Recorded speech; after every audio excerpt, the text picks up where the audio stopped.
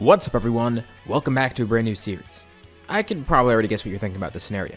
This idea has been done a lot of times. It's basically a rite of passage for what if people to do this scenario, or something similar, but I know that. Just like with other things I've done in the past, such as the time chamber one, if I hold off on doing a scenario for a while, that means I'm trying to do it in my own way. I'm trying to find a way to make it more interesting, make it more unique. Otherwise, it wouldn't be something that I'd want to do. And here, I kind of held off on it because, well, everyone's done it. I've actually done one with Goten before. What if Goten trained like Goku? But this one's not going to simply be just Gohan gets really powerful and one-shots everybody. No, I know that wouldn't be interesting, not just for you guys, but also for me. But I think I've come up with a pretty good way to make this story go. Of course, I can't give too much away right now, but you'll see as the series goes on. Anyways, let's begin discussing what would happen if Gohan trained like Goku. The wording is pretty intentional there. This isn't going to be what if Gohan had the exact same mindset as Goku, and it's not going to be Gohan being a completely different character. We're only changing his motivation here. You'll see going forward that this will alter events significantly, even though we're only changing this one little aspect. Gohan is still Gohan. Everything about his personality will remain the same. Hell, even Chi-Chi's still going to be there trying to influence Gohan. I don't want to change Gohan's character here. This is the same Gohan, except this time, he loves training and loves growing stronger as much as Goku does. It's a pretty minute change with pretty big consequences. Of course, this starts before the Saiyan saga, in that time skip after the 23rd World Tournament. Gohan's obviously pretty young right now, but growing up, while he does actually have the goal of being a scholar too, he also sees how great of a fighter his father is. Goku does train from time to time, and Gohan even tries to join him from time to time too. Now it's a little strange because Goku doesn't necessarily know how to train him. Gohan's so young and he has no practice, and honestly he's pretty fragile too. At least Goku assumes so. He might need to wait a bit longer to train. So we can't really have him do too much training here. Maybe at best he'll get a few months of light training with Goku, because right now there's no reason to intensely train him. And even during this light training, Goku notices some crazy bursts in power with Gohan. It's few and far in between, but it's there and it's very noticeable. And it makes Goku curious. How truly powerful could Gohan be? And he decides to consult someone. He goes to Roshi, going a few months earlier than normal. Now, this isn't their normal reunion, he's just actually going to visit Roshi, seeing what he thinks. And this is good too because he gets to catch up with Roshi and Krillin as well. So, they do catch up for a bit. And it's a pretty nice meeting. Obviously, they're surprised that Goku has a kid, and even more surprised that he's already training. Well, definitely sounds like how Goku would raise a kid. This leads to Gohan actually being trained a bit by Roshi, with Goku also being there too. Roshi's the one who suggested. Sure, he could train Gohan, but it might be good if Goku's here too. He knows Gohan best, and he could also grow a bit here too. Plus, Krillin really needs someone new to train with too. Goku has to convince Chi-Chi. It really takes a lot of convincing. But eventually, they're able to make it work. Goku, Gohan, and Krillin are all basically training together under Roshi. Roshi's glad to see how strong all of his students have grown. And he even has a new one, which is surprising to him. There already might be another generation of students coming around. So, Gohan's officially a student of the Turtle School, and he learns a lot from this. Two masters, Goku and Roshi. There's also a reunion planned at some point, aka everyone who's already here, and then Bulma. This is initially when Raditz is supposed to arrive, and he does arrive at the same time. His encounter with Piccolo goes the exact same, eventually leading him to Kame House. There, his scouter picks up on 3 pretty high powers, and he crashes the reunion. Goku learns of his origin from Raditz, and Raditz basically lays out his whole plan here. Kakarot should join him, and he wants Kakarot to show his loyalty too. Slaughter 100 people. Obviously, they're just not going to sit by and take this. He attacks Krillin though, and attempts to kidnap Gohan too. I say he attempts to kidnap Gohan because it does not go the same that it did normally. Now, of course, Gohan is still terrified by this, but Raditz attacks Goku and then ascends up into the air with Gohan, and this kind of pisses Gohan off. Inadvertently, he causes a huge burst of power from Gohan. While holding on to Gohan, Gohan then suddenly kicks Raditz in the arm, breaking it. He frees himself and starts punching Raditz rapidly, and without even realizing it, he then launches a huge burst of ki, flinging Raditz far away across the water. Gohan triumphantly lands back on the island, looking confident, and then his face turns to bewilderment. He kinda has no clue what just happened, and no one else really does either. Goku weakly congratulates him. Good going. No one else really knows what to say. Raditz showing up was weird enough and scary enough, and then Gohan just beat him up without even realizing it. Piccolo's been watching the whole thing too, and he really can't believe what he's witnessing. Roshi and Krillin help Goku up. Goku says Gohan definitely dealt a lot of damage to him, but Raditz is still out there. He can sense it. Far away across the water, they then see a large trail of mist, coming right towards them, getting closer and closer. Raditz launches towards the island, flying back over with his broken arm in his side and his other arm outstretched, illuminated by some energy. Crap, they have to do something really quick. Roshi tells everyone to get together in a line. He'll help out too. He beefs up into his max power, assuming this stands for a Kamehameha. Krillin and Goku follow, with Gohan nervously following, because he knows he can do this, but he's not sure how this will go. They at least have to try though. Raditz launches his blast as he gets closer to the island, and together, the Turtle School, or at least most of it, launches a simultaneous Kamehameha. The two beams connect, but Raditz keeps charging forward and plows right through the Kamehameha. The blasts cancel each other out, and Raditz made it back to the island. He turns back to the others, and smirks. That kid's power is gone. He doesn't know where that came from, but clearly he doesn't have the same power he had moments ago. He'll finish them off here, but Goku tells Raditz they need to fight somewhere else. Raditz says he could fight where he pleases, but Goku tries to make it more enticing just to convince him. They could have a much better fight if they go somewhere that's more open, right? Fine. He reluctantly agrees. Goku gets on Nimbus with Gohan, realizing they don't really have a choice. And Krillin's terrified, but he's gonna go along too. Goku and Gohan depart with Raditz following alongside. And then Krillin realizes he has no way of following them. Same for Roshi. But then Piccolo steps out. Really? They still can't fly? Piccolo was here the whole time? They didn't even realize. He asks Krillin if he's coming along, and Krillin nods. So Piccolo grabs onto Krillin, dragging him behind as they fly along. Well, looks like Roshi's sitting this out. They arrive in a wasteland. Goku and Gohan land with Raditz following close behind. And not too long after, Piccolo arrives with Krillin. Goku did sense Piccolo's power flare up, not even realizing he was there the whole time. Piccolo says don't question. As much as he hates the idea, he's here to team up with them and fight alongside them. And he looks to Goku.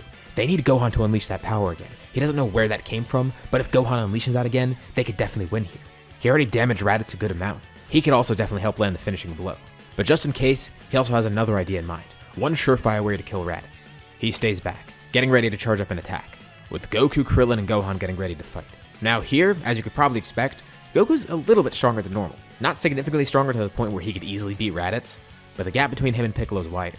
He has been doing some more semi-serious training. Same goes for Krillin because now he had a better training partner with Goku being there. Gohan's obviously got way more control than normal, although he's not too sure about that full power. Raditz is outnumbered, and he's down in honor. He has an idea of how to even the playing field. He could turn into a great ape. That'll make sure he wins here. But he notices Gohan also has a tail, and that could definitely be an issue. That kid was strong before, and even if he doesn't know how to control his power, if he becomes a great ape, he really won't know how to control that power, and he'll probably have way more than Raditz. That would be a really risky maneuver to transform. He'll save it just in case. But while he's thinking about how to use his power as a great ape, the other three have a new plan. They're gonna go for Raditz's tail. That's a weak point. If one of them can grab onto it, it'll leave him opening for an attack. Either from Gohan unleashing his rage, or from Piccolo using his full power. A battle ensues. And it's a lot closer this time because Raditz has already been injured by Gohan. And he's fighting more people with more power. He still does overpower them collectively, but still, it's a lot closer now. He says this injury is nothing. He'll get ahead of them. Kakarot's gonna regret turning against his brother. They're able to hold him off just long enough. At some point, Piccolo's attack is fully charged, and Goku reaches for Raditz's tail, grabbing onto it and stunning him. But just like normal, Raditz is gonna try to smooth talk Goku out of it. It's the only way he could probably break free. And also just like normal, this does end up working, and Goku reluctantly lets go. He prepares to attack Goku right after, not even realizing Piccolo's charged an attack launch right towards him. But before he could even hit Goku, he hears that kid again yelling out to leave Goku alone. His hybrid nephew again. His power spikes dramatically. Raditz almost dodges Piccolo's attack. But right before it hits, Gohan launches an attack of his own, knocking him right into Piccolo's beam.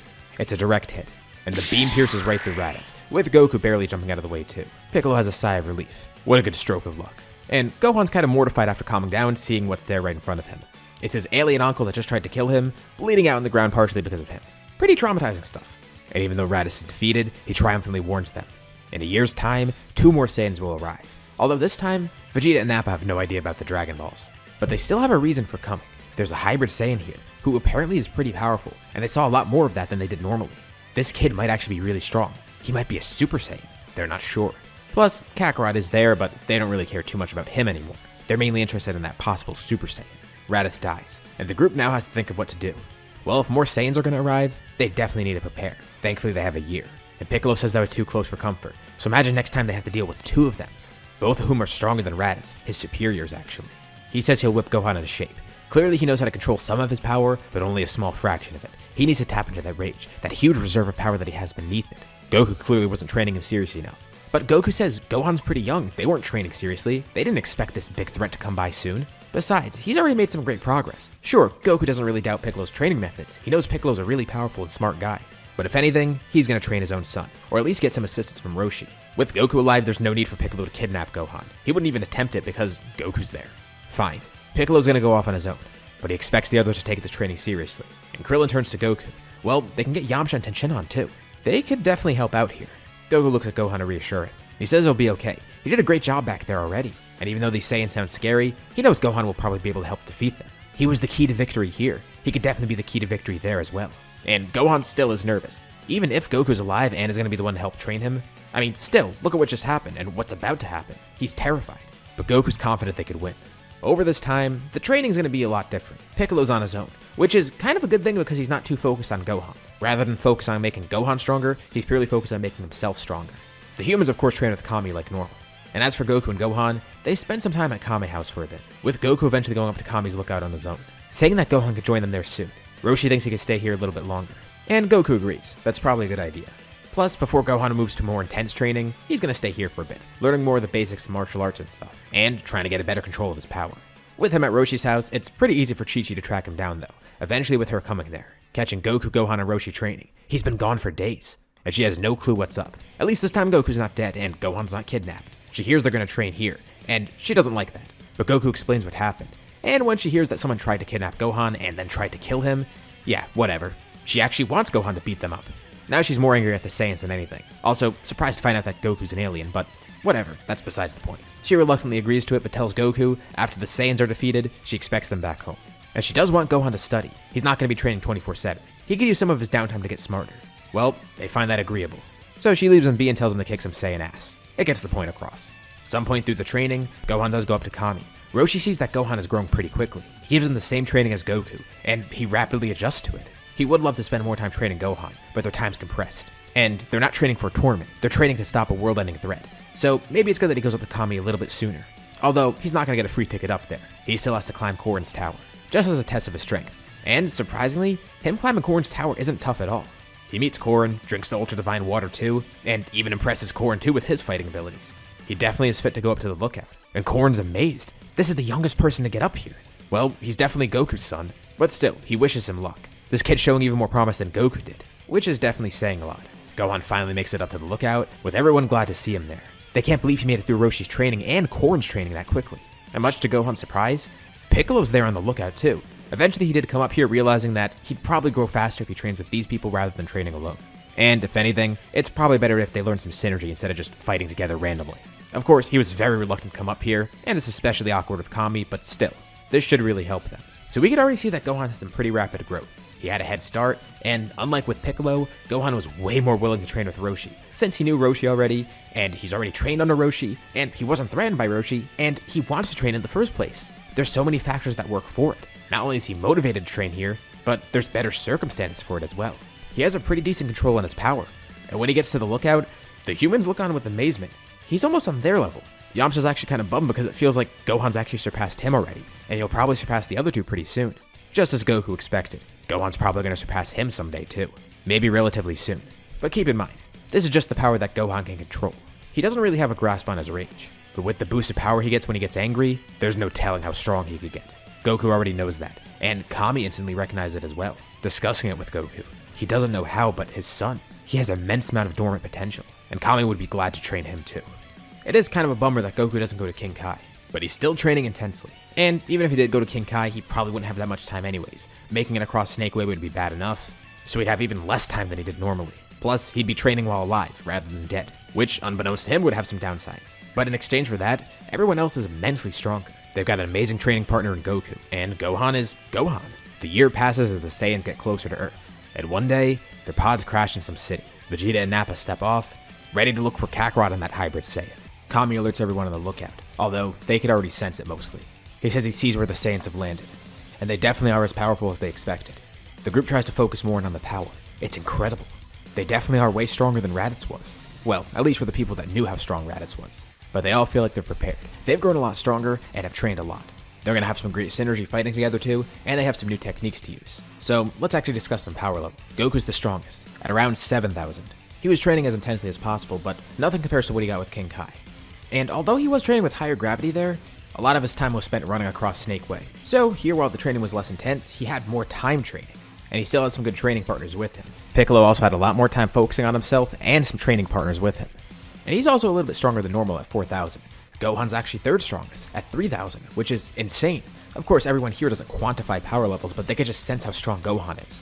Krillin and Ten are around the same at 2,500, with Yamcha lagging a bit behind at 2,000, and Chaozu's at 1,000. That might seem weak, but they're actually all stronger than they were normally. Again, mainly due to them having greater training partners, which has been shown in the series to actually help. Especially when their training partners are so strong, they have Goku and Piccolo there. Another benefit of Piccolo being there is they get to learn his fighting style more. If they're teaming up against the Saiyans, they're going to need a lot more synergy. And they fight perfectly well with each other, but with Piccolo, this definitely did help.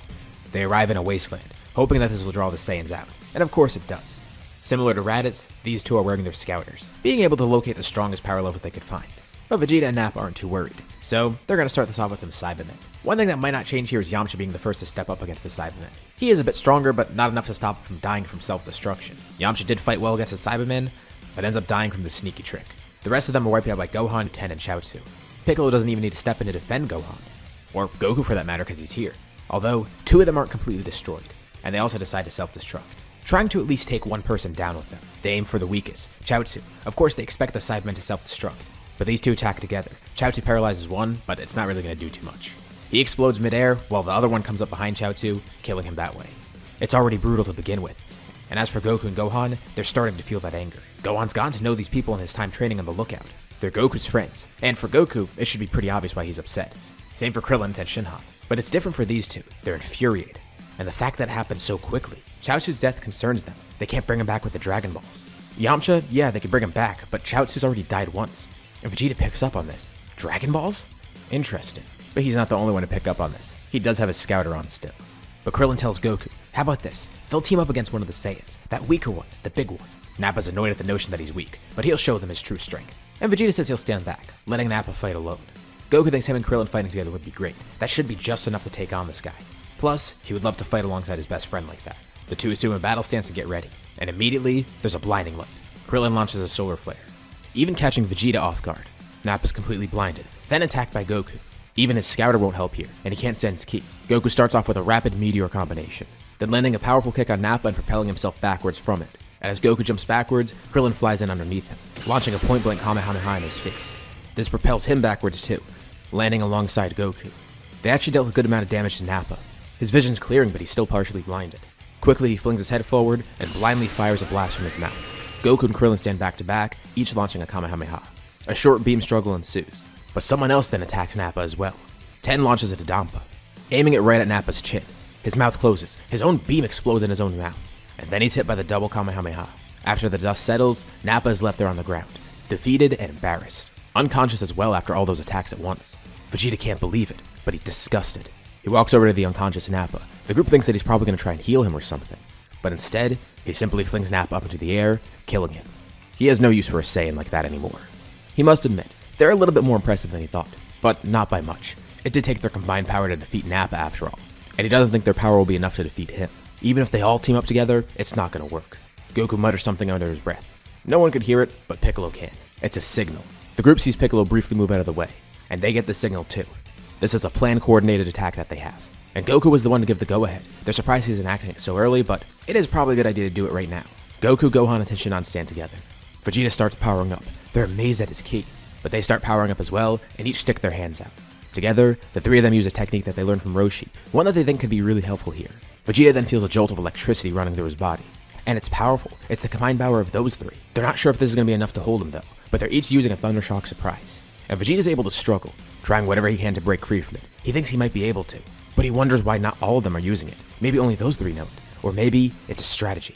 He needs to power up a little bit more to escape. He struggles to turn his head, looking to see where that Namekian went. Then he hears it. A blast is launched from a nearby cliff. And it's no normal blast, it's a condensed beam, a precise and powerful one. Vegeta desperately tries to power up, finally able to unleash his full strength. Piccolo's beam draws ever closer, and at the last second, Vegeta breaks free. Piccolo's beam flies right past him, singeing his arm, leaving a cut on it. He knew it would have done more damage if it actually hit him directly. Thankfully, he barely got out of the way. But while he dodges this attack, he realizes he walked right into another one. He flies backwards and then hears something that sounds like a razor behind him. A ki on from Krillin. With this one, it's a little bit too late to dodge. He doesn't even see it coming at first, he can't even sense it. He is able to maneuver out of the way quickly, but not quick enough. The back of one of his legs is sliced open. He shrieks in pain, and Krillin's glad he landed a hit, even if it wasn't direct. Vegeta flips backwards, landing on his hands, and then trying to stand up. He can't. If he dodged any slower, he'd be down a leg by now.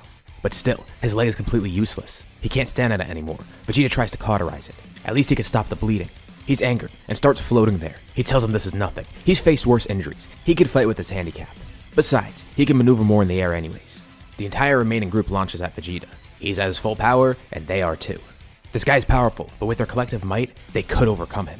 They're confident in it, especially because they handicapped him, but they just need one more handicap. One more thing to ensure victory. They do have another plan too. That didn't work to kill him, but maybe they can go for his weak point next. His tail.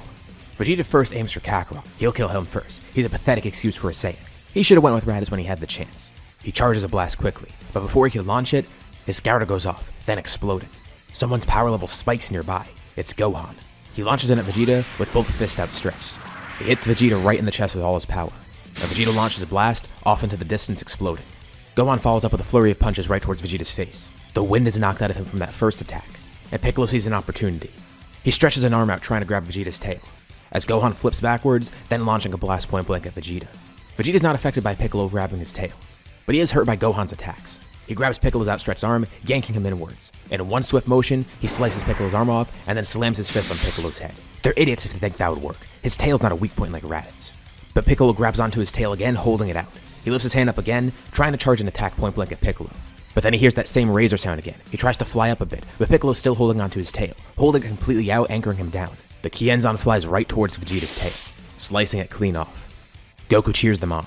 Even if Vegeta's tail wasn't a weak point, they're smart enough to prevent him from transforming into a great ape still. Vegeta looks behind him in disbelief. The tail! They actually got it! Although Krillin's a bit disappointed. He was aiming for Vegeta's torso because that would have been a killing blow. But the tail's good enough too, that's another handicap. And while Vegeta looks down in disbelief, using the last of his power, Piccolo charges up a massive mouth beam. It hits Vegeta head on, injuring him a bit at first, but Vegeta maneuvers himself through the beam, punching right through it, and then shooting his fist right through Piccolo's chest. He then kicks Piccolo off his arm, launching a blast and annihilating him. Piccolo knew the risk of getting in too close. But now, that's another one of their allies down. And it's even worse now. Piccolo did help a lot here. He injured Vegeta a bit, and he helped them cut off his tail. But at the same time, with him gone, they can't bring anybody back now. But Krillin tells Goku he's not too worried. He'll tell him later on. But even without Earth's Dragon Balls, they could bring Yamcha, Chaozu, and Piccolo back. As well as Kami, and whoever else the Saiyans eliminated in that city where they landed. Wait, he's serious? Vegeta can see them discussing something. They seem to be really upset about that Namekian dying. Even more upset than the others beforehand, but then it hits him. Could it be those Dragon Balls? He knows Namekians have weird magical properties, so maybe that Namekian was linked somehow. It's just a hunch, but he's gonna look into that. At least after he wins this battle. Gohan's infuriated though. Thing is, he's not as close with Piccolo here, but this is another one of his allies dying. Yamcha, Chaozu, and now him. There's another rage boost from Gohan. But before he jumps in, Goku stops him. It's too dangerous to head in alone. They need to attack together, and he tells Gohan, channel that anger into one attack. And together, they could defeat Vegeta. He's injured enough, and if they put their full power into one combined blast, that could stop him. But Vegeta starts charging more ki around him. He's glowing purple, with sparks of purple electricity, and he launches high up into the air. Assuming a strange stance, charging a beam in his hands behind him. He says he's done with this battle. He'll launch a blast that kills all of them, also penetrating right through Earth, detonating the entire planet, and he'll just escape in time. These Earthlings, that low-class scum and his son, they're such cowards the way they're fighting. They have to resort to these tricks. But even so, even with all these dirty tricks and the fact that they outnumber him, Vegeta's still gonna win here. He's confident in it. He tells them to say goodbye, telling Kakarot to hug his son one last time, because both of them are gonna be wiped from existence in a moment. Krillin nervously shouts, okay, well, if they're gonna charge an attack together, now's the time to do it. Together, Goku, Gohan, and Krillin assume a stance, one that Ten immediately recognizes for a Kamehameha. That attack's easy enough to copy, although knowing that attack he wonders if it'll be enough. But he assumes the same stance too, and the four of them all get together in a circle, or a square, I guess. They charge their blast behind them and then draw their hands forward, right in the middle of the square. Vegeta launches his Gallica, and they wait for the right moment, continuing to charge the attack. Goku shouts, giving them the cue to launch it. The beam that they're charging in the middle of the square gets larger and larger, and then they all throw their hands up, launching it upwards at Vegeta's blast. The blasts connect, and Vegeta's is starting to push theirs back. It keeps bouncing back and forth. They don't know whose beam is stronger. They're evenly matched, but at some points, Vegeta's beam briefly overpowers theirs. Goku turns to Gohan. Remember what he said, unleash that rage. He knows Gohan doesn't have an amazing control on the rage, but it's better than what he had normally. Plus, unlike the main story, Gohan's a lot more confident as a fighter here, since he's been training for it longer and knows a lot of his abilities as well as his dormant power. Goku tells him think about it. He could help them win, and if they don't push this beam back, everyone's dead. Gohan feels that rage boil up in him, and he shouts, adding a lot more power to the beam. The three others are amazed at the sheer amount of power he added, and their combined blast effortlessly overpowers Vegeta's. Vegeta's hit head-on by the blast, and at first, they think they just completely eradicated him. But the blast really just knocked Vegeta far away, almost killing him. He landed somewhere far in the distance, and they could tell because eventually they see Vegeta's ship fly over and then leave, launching back off into space. He must have retreated. And of the four that are left, they're surprisingly in okay condition. They're worn out, and they did take a bit of damage, but not as bad as normal, especially Goku. And Goku asks Krillin, what plan did he have in mind? And he explains. Vegeta and Nappa mentioned something about Piccolo being Namekian, which also means Kami must be Namekian, which means these Namekians might have more Dragon Balls. So if they could find Piccolo's home world, that could really help. Although, they don't know where to begin looking. Bulma gets right on it though. Of course they need to revive their friends, and she wants to bring Yamcha back too. So she starts tirelessly trying to find the planet. But about a day later, everyone's together and they hear a voice in their head. It's some guy that introduces himself as King Kai. He intervened a little bit later because he didn't actually know anyone just yet, but now he actually does. He had watched the battle, and decided maybe it would be best to help. He tells them what's going on. He says Yamcha, Chaozu, and Piccolo are with him, and he hypes up his planet a bit too, saying he's going to give them some great training, especially because they're training in 10 times gravity. They're going to grow a lot stronger, and since these Earth fighters help stop some of the Saiyans, he'll help them out a bit too, telling them where planet Namek is. This is a huge help. They thank King Kai. Although, that does bring up something interesting. Goku heard they're training in high gravity. That sounds awesome. And now that he thinks about it, he remembers Nappa said something weird in passing, saying that this planet had weak gravity, and that's probably going to make the fight a lot easier for them. And out of curiosity before he goes, he asks King Kai, does he know anything about his home planet? Like, were the Saiyans training in high gravity as well? And King Kai says from what he remembers, Planet Vegeta probably had a similar gravity to his own planet, 10 times of Earth's. Interesting. Bulma begins work on a ship, thanks to some help from Mr. Popo, and also the other discarded Saiyan pods that are on Earth. But Goku also asks, is there any way she could help them train in higher gravity? She's not too sure, but her and her father begin working on it too. Since the travel might take a bit of time, Goku and the others, they all want to train in the meantime, and Goku thinks that training in this high gravity might help, if it's possible. Both of them work on the ship together. The ship does take a bit longer to build, although there's some upgrades on it too. Unlike the first ship, this one has a gravity room, and on top of it, this ship is a little bit faster, making up for the time lost building it. This should be great. They'll go to Namek, they'll get the Dragon Balls, and in the meantime, they're going to get a lot stronger too by training. Of course, they're not even expecting any threats there at Namek, but who knows? King Kai does say the Namekians are peaceful people, so it should be okay there. But even so, they're still going to want to train regardless, just because they don't really have anything else to do. Especially because they don't know when Vegeta will show up again. He's definitely still alive, and you'll probably find them again one day. So, no time wasted. The ship's complete, and the group gets ready to depart. And there's a big change this time. Besides the ship itself, the group's obviously also way different. It's not just Krillin, Gohan, and Bulma. They have 2 extra people, Goku and Tenshinhan. Like I said before, Goku wasn't as injured as normal. He wasn't using the Kaioken and wasn't beaten nearly to death by a grade 8 Vegeta. Of course, he was injured, but he healed relatively quickly. So this is going to be a huge improvement for the group. There's 2 more of them, they're stronger to begin with, and they're going to have gravity training as well to help. And now the group's fully ready to head for Namek. But they might not be the only ones going there. The trip to Namek is going to take a bit of time, but that doesn't really matter. They have a lot to do in the meantime. For Bulma, it's a little bit annoying because she's just stuck on a ship with a bunch of people training. But for everyone else, they're having a ton of fun. Of course, they don't know to really expect a threat right now, but they are a bit concerned. They know nothing about Namek, and they know Vegeta's out there somewhere. He probably has other people in that army he was working with. Plus, since Vegeta's going to return eventually regardless, it's probably best that they spend their time training pretty intensely, because if they ever do encounter Vegeta again, whether that's on Namek or somewhere else, they want to be prepared. Gravity training is really going to help though, and they see significant gains in power. Not only is gravity training itself very helpful, but the fact that they have multiple people training together is great. Dragon Ball's shown that training with a partner is better than just training alone, especially with everyone working off each other mentally as well. When Goku initially got to Namek, he was at around 90,000. That's after the boost in power he got from healing in the Saiyan Saga and then doing all this gravity training. So it's going to be significantly higher than that this time. I think it's fair to say it could be around double that, probably putting him around 200k. For Gohan, we're going to put him at around 150k. Surprisingly catching up to Goku really quickly. For Krillin and Ten, gravity training's a little bit harder, so they're not going to be doing it as intensely as Goku, but they have enough training to put them around 75,000 for their power. I feel like these powers aren't too crazy, and they aren't too conservative either. And with a slightly bigger group this time too, Bulma actually cloned the Dragon Radar. That was what she spent most of her time doing on the ship. She made a second copy of it. This is great. This way they could split up and search for the Dragon Balls. It's going to be a lot quicker that way. So by the time they arrive to Namek, they already know the plan. Goku's going to go with Gohan, and Krillin's going to go with Ten. And they do see Dragon Balls on the radar, so that means there are some here. Great. It seems simple enough. They just need to gather the Dragon Balls and then summon Shenron here, or whatever the dragon here is. And although it does seem straightforward at first, it turns out it's actually not as straightforward as they think. Because pretty much right away, they sense other powers. And they see ships flying in the sky. They're definitely not here alone on Namek. Right away, they're attacked by 2 Frieza Force scouts, who aren't really too tough. But it shows them that there's hostile forces on this planet. Good thing they've been training. These scouts are wiped out pretty easily, with everyone knowing to now suppress their powers. They're a bit worried because they don't really know what they're up against, but it should be okay. The 2 groups split up. Goku and Gohan end up in the same village where Dende was. The encounter between the Namekians in this village goes pretty much like normal, with Goku preventing Gohan from intervening. They just need to watch first, figuring out what they're up against. But at some point, Gohan does have that same outburst of rage. But it goes kind of differently this time. He goes into attack Doria and basically just instantly kills him. Especially with the rage boost here, that's going to be very easy and probably accidental. Quickly, Goku moves in, trying to keep a low profile. Gohan launches a massive blast right at Frieza himself. Zarbon tries to defend against it, but then he just gets killed by it. Frieza's hit by the blast head on, and very surprisingly to him, it actually does some damage. Quickly, Goku runs in. This actually might be good. There's 3 Dragon Balls over there. He picks 2 up and tells Gohan to get the other. And then that last Namekian, Dende, Goku tells him to grab onto his leg quickly. Just like that, they got 3 Dragon Balls and got out of there. But Frieza's infuriated beyond belief. There's people here that he didn't know about, and they were strong enough to kill 2 of his strongest soldiers. Not only that, but they stole his Dragon Balls. By the time the smoke clears, they're already long gone. But he did hear another voice in there. He didn't exactly see who it was, but it sounded like an older person. They definitely weren't Namekians. He needs new scouters too. He wants to chase these people down, but he can't find them. Without hesitation, he immediately rushes back to his ship alone, trying to contain his anger. It'll be fine. He'll get the Ginyu Force to come in. He'll get some more scouters, and he'll get those Dragon Balls back. Those 2 that attacked him were strong, at least compared to his first form. And they might not even be stronger than his first form either. He was caught off guard too after all, and it was a 2v1. He feels fine, although still is a little bit concerned.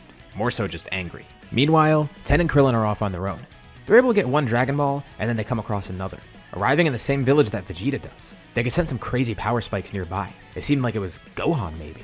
What the hell's going on over there? I mean, they could still sense them, but they've lowered their powers again. They seem okay, but they attacked somebody, and for some reason Gohan went full power. Their encounter with Vegeta immediately results in a fight. They actually feel like they could beat Vegeta here. They might not be as strong as Goku and Gohan, but they've tipped the scales. Vegeta might be stronger too though, so they're going to be cautious. And Vegeta says exactly this. He's grown a lot stronger since their last encounter. Saiyans do grow greatly from their injuries after all. Ten immediately launches a blast. It's aimed at his face, and Vegeta obviously moves out of the way. But then Krillin punches him right in the face, destroying his scouter in the process. Vegeta's fuming, but he's ready to fight. Krillin and Ten tell the Namekians behind them to stay back, and ask them to hold on to the other Dragon Ball for a bit. A short battle ensues, and the 2 humans pretty easily pull ahead. Seems their training did pay off. They're surprised that they got that strong though. Gravity training really did wonders. But Vegeta doesn't go down easily, and he's basically beaten to a pulp. These 2 aren't really going to hold back. They actually consider killing Vegeta at one point too, especially with the stakes here, and with him being so difficult, that might be their only option. But reluctantly they end up sparing Vegeta because Vegeta says something interesting. They don't know what they're up against. He can't believe they've gotten so much stronger, and he doesn't even know how, but gives them a little info about who's here on the planet, filling them in on the Frieza Force. Of course he still does want the Dragon Balls, but mainly he wants to defeat Frieza, and possibly these guys could help, especially if Kakarot and his son are here and they're stronger apparently. Vegeta thinks maybe there's a chance that they've become Super Saiyans, and for all he knows, they can help defeat Frieza, and he wants to see that through. He's not going to die here. He has to swallow his pride here for a bit though. He asks them to bring him to a healing pod, and he'll help them out later with more info. And he will fight alongside them. There's a bit of deliberation between the 2 of them, but they eventually decide to go along with it. Worst case, they could beat Vegeta again. And maybe this info will be helpful. They're able to sneak back to Frieza's ship, placing Vegeta in one of the healing pods. But then they're terrified because they sense a huge power approaching. It's Frieza himself. He lands nearby, not going on the ship, but he's there.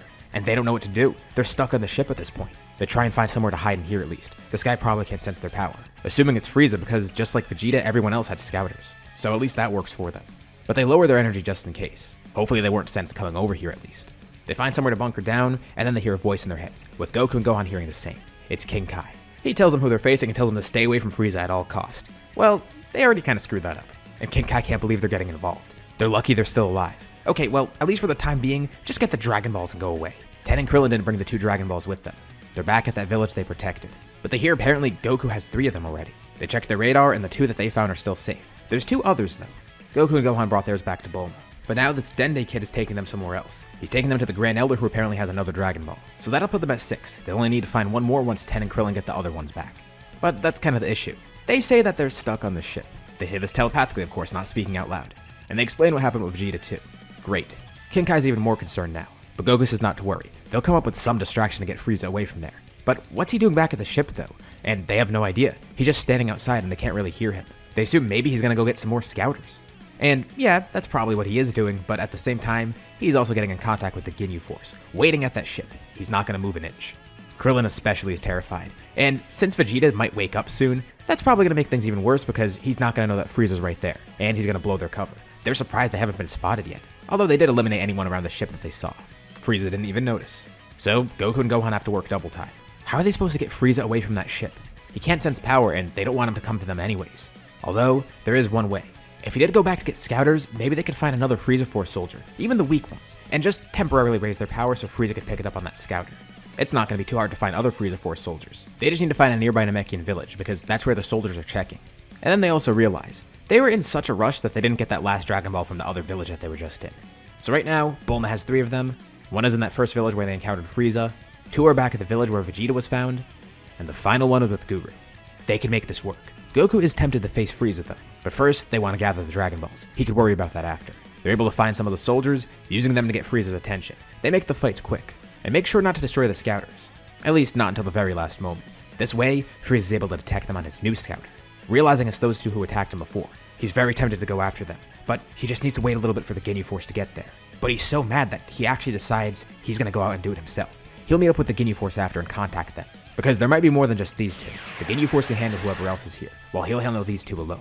They're able to quickly fly away, also lowering their power because if Frieza has a scouter now, he can detect them. They move low and they keep their power low. The distraction worked perfectly, and now they can head off to Guru, with Dende leading them in the right direction. Ten and Krillin are able to escape, getting those Dragon Balls back and going back to Bulma. But they are also going to have to go back to Vegeta, so the two of them actually split up.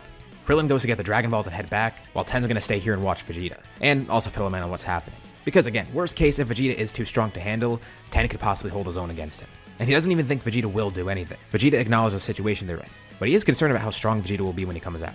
Goku and Gohan arrive at Guru's place, getting that final Dragon Ball, with Guru also unlocking their potential too, which amazes them. Dende's potential also gets unlocked, allowing him to heal people now too. Guru thinks that these two could help save his planet, as well as those other two that are with him. He says to bring those other Earthlings here too. He'll grant them the same power, or at least grant them the catalyst to unlock that power. And they can't believe how strong they are now. This is amazing. King Kai did tell him to avoid Frieza, but it seems like it might be inevitable that they'll face him. And Goku does want to kind of fight him, especially now with his boosted power. This makes him a lot more confident. He could do that. He could face Frieza. And King Kai's watching all this, and he doesn't like any of it. Well, this is going to help them out, but he also knows this might go to Goku's head, and he probably will try and fight Frieza, which is not good. They head back to Bulma with this final Dragon Ball, hoping that they'll find Ten and Krillin back there too. And on the way back, they stop in that other village, grabbing the one they missed before. Frieza still doesn't know who he's up against, and he's been led to a dead end. He's even angrier now, but he looks up in the sky and sees 5 space pods, showing him that the Ginyu Force has finally arrived. Good. They'll be able to help him with this. They'll help him find whoever's meddling in his plans and stop them. Ten senses this too and decides to just take Vegeta out of the healing chamber. He's not fully healed yet, but if he stays here any longer, he's going to be found and die. But Vegeta is healed enough. And he almost fights Ten, but Ten tells him to stop. They need to get out of here. Frieza's going to be back, and he can sense 5 powers closing in. He doesn't know who they are, but it's definitely not good news. And Vegeta can immediately tell us the Ginyu Force. From healing, he grew significantly stronger, and thinks he could actually take on these humans too. But now with the Ginyu Force here, he might actually still have to team up with them. So reluctantly, he escapes with Ten, with everyone covertly trying to get back to Bulma. It does take a bit of time because they need to keep their power low. But they all arrive back, and they have the 7 Dragon Balls. But Vegeta can't believe what he's seeing. Maybe he might actually be able to steal a wish from them. But he sees Kakarot and Gohan there too. Apparently they're even stronger than the humans, and he doesn't even know that they just powered up even more. Which also means Goku and Gohan aren't going to tell them immediately what happened. They want Ten and Krillin to get that same power up, but at the same time they don't want Vegeta hearing. They get a little far away from Bulma, taking all the Dragon Balls with them, and they go ahead and summon Purunga. They're amazed. It's a completely different dragon than Shenron. He looks even bigger. Unfortunately, it doesn't look like he can revive multiple people at once, but they have 3 wishes, so that kind of makes up for it at least. Because they need to revive exactly 3 people anyways. And they're about to revive everyone, but then they hear a voice in their head. It's Yamcha, talking through King Kai.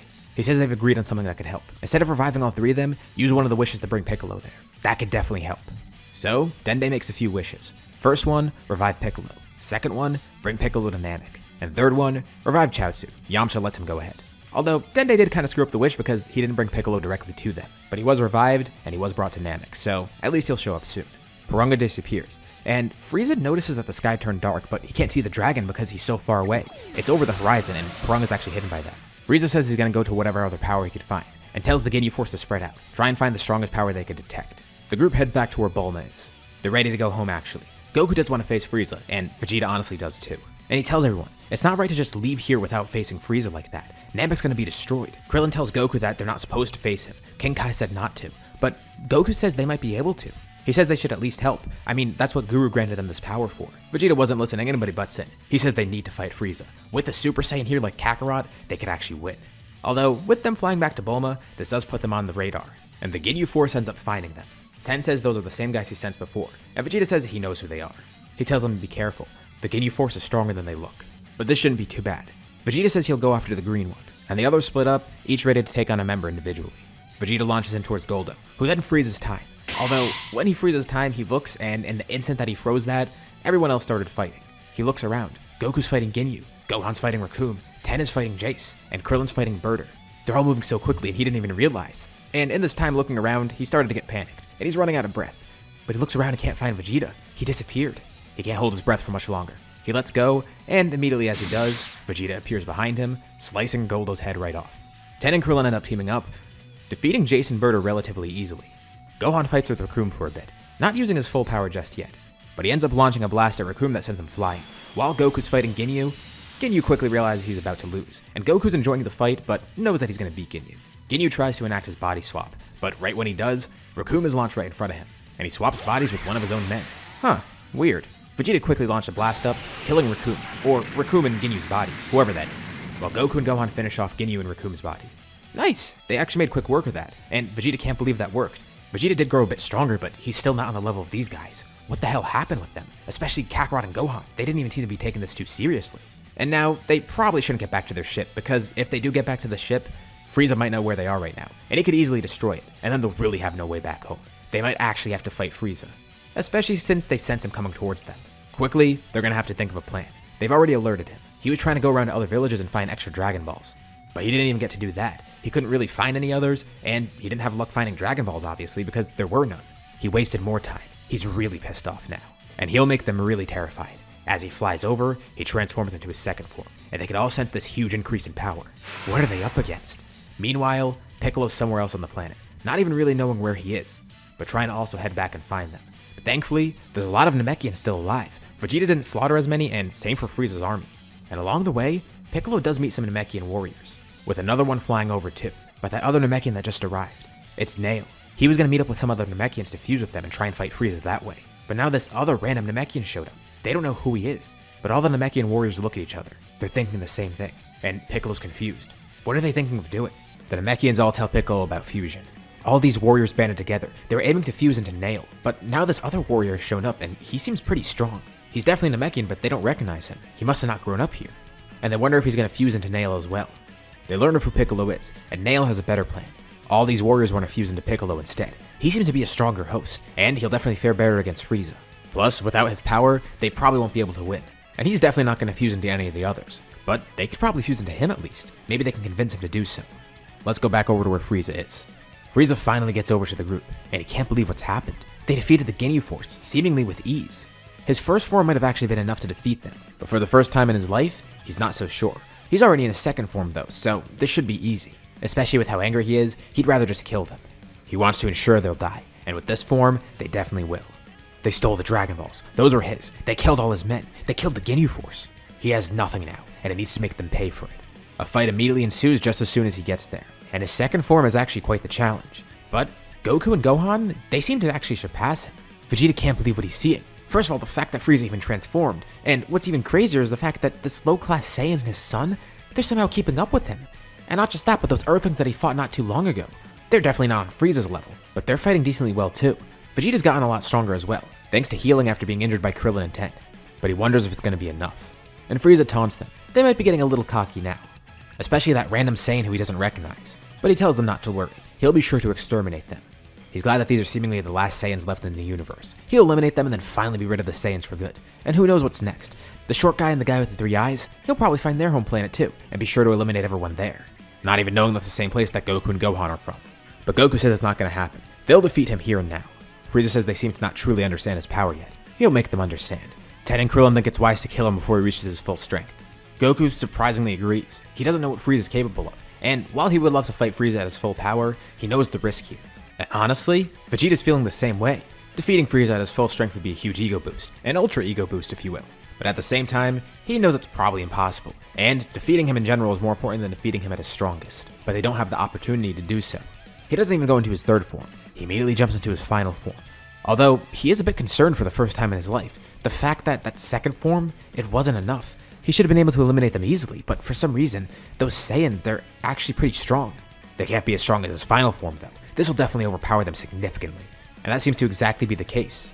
In his final form, he seems untouchable. His speed, it's beyond their comprehension, and when they do actually hit him, it does pretty much nothing. And Frieza's in a particularly strange mood. He's going to be acting a little bit differently than his normal self, because of the situation here. These random people he doesn't even know about, people who stole his Dragon Balls. They're putting up a fight against him, revolting against him. He's the Emperor. He needs to put them in their place, especially Vegeta, and that other Saiyan. He needs to get rid of them at any cost. Casually, he lifts up a finger, launching a death beam right at Goku. And it's so quick that Goku doesn't even have a chance to dodge it. He's barely able to move before the beam hits him directly, striking him right in the chest. Krillin and Ten rush over to him, bringing him to Dende who's hiding nearby. Luckily, he's still alive, but they can't believe it. With one attack, he defeated Goku. And Frieza says they could try to heal him, but he knows that Saiyans aren't that resilient. He asks who wants to be next. Maybe Vegeta, or maybe that Saiyan's son. He turns over to where Gohan is, and Gohan's not there. But what he does see is his own shadow, something shining above him.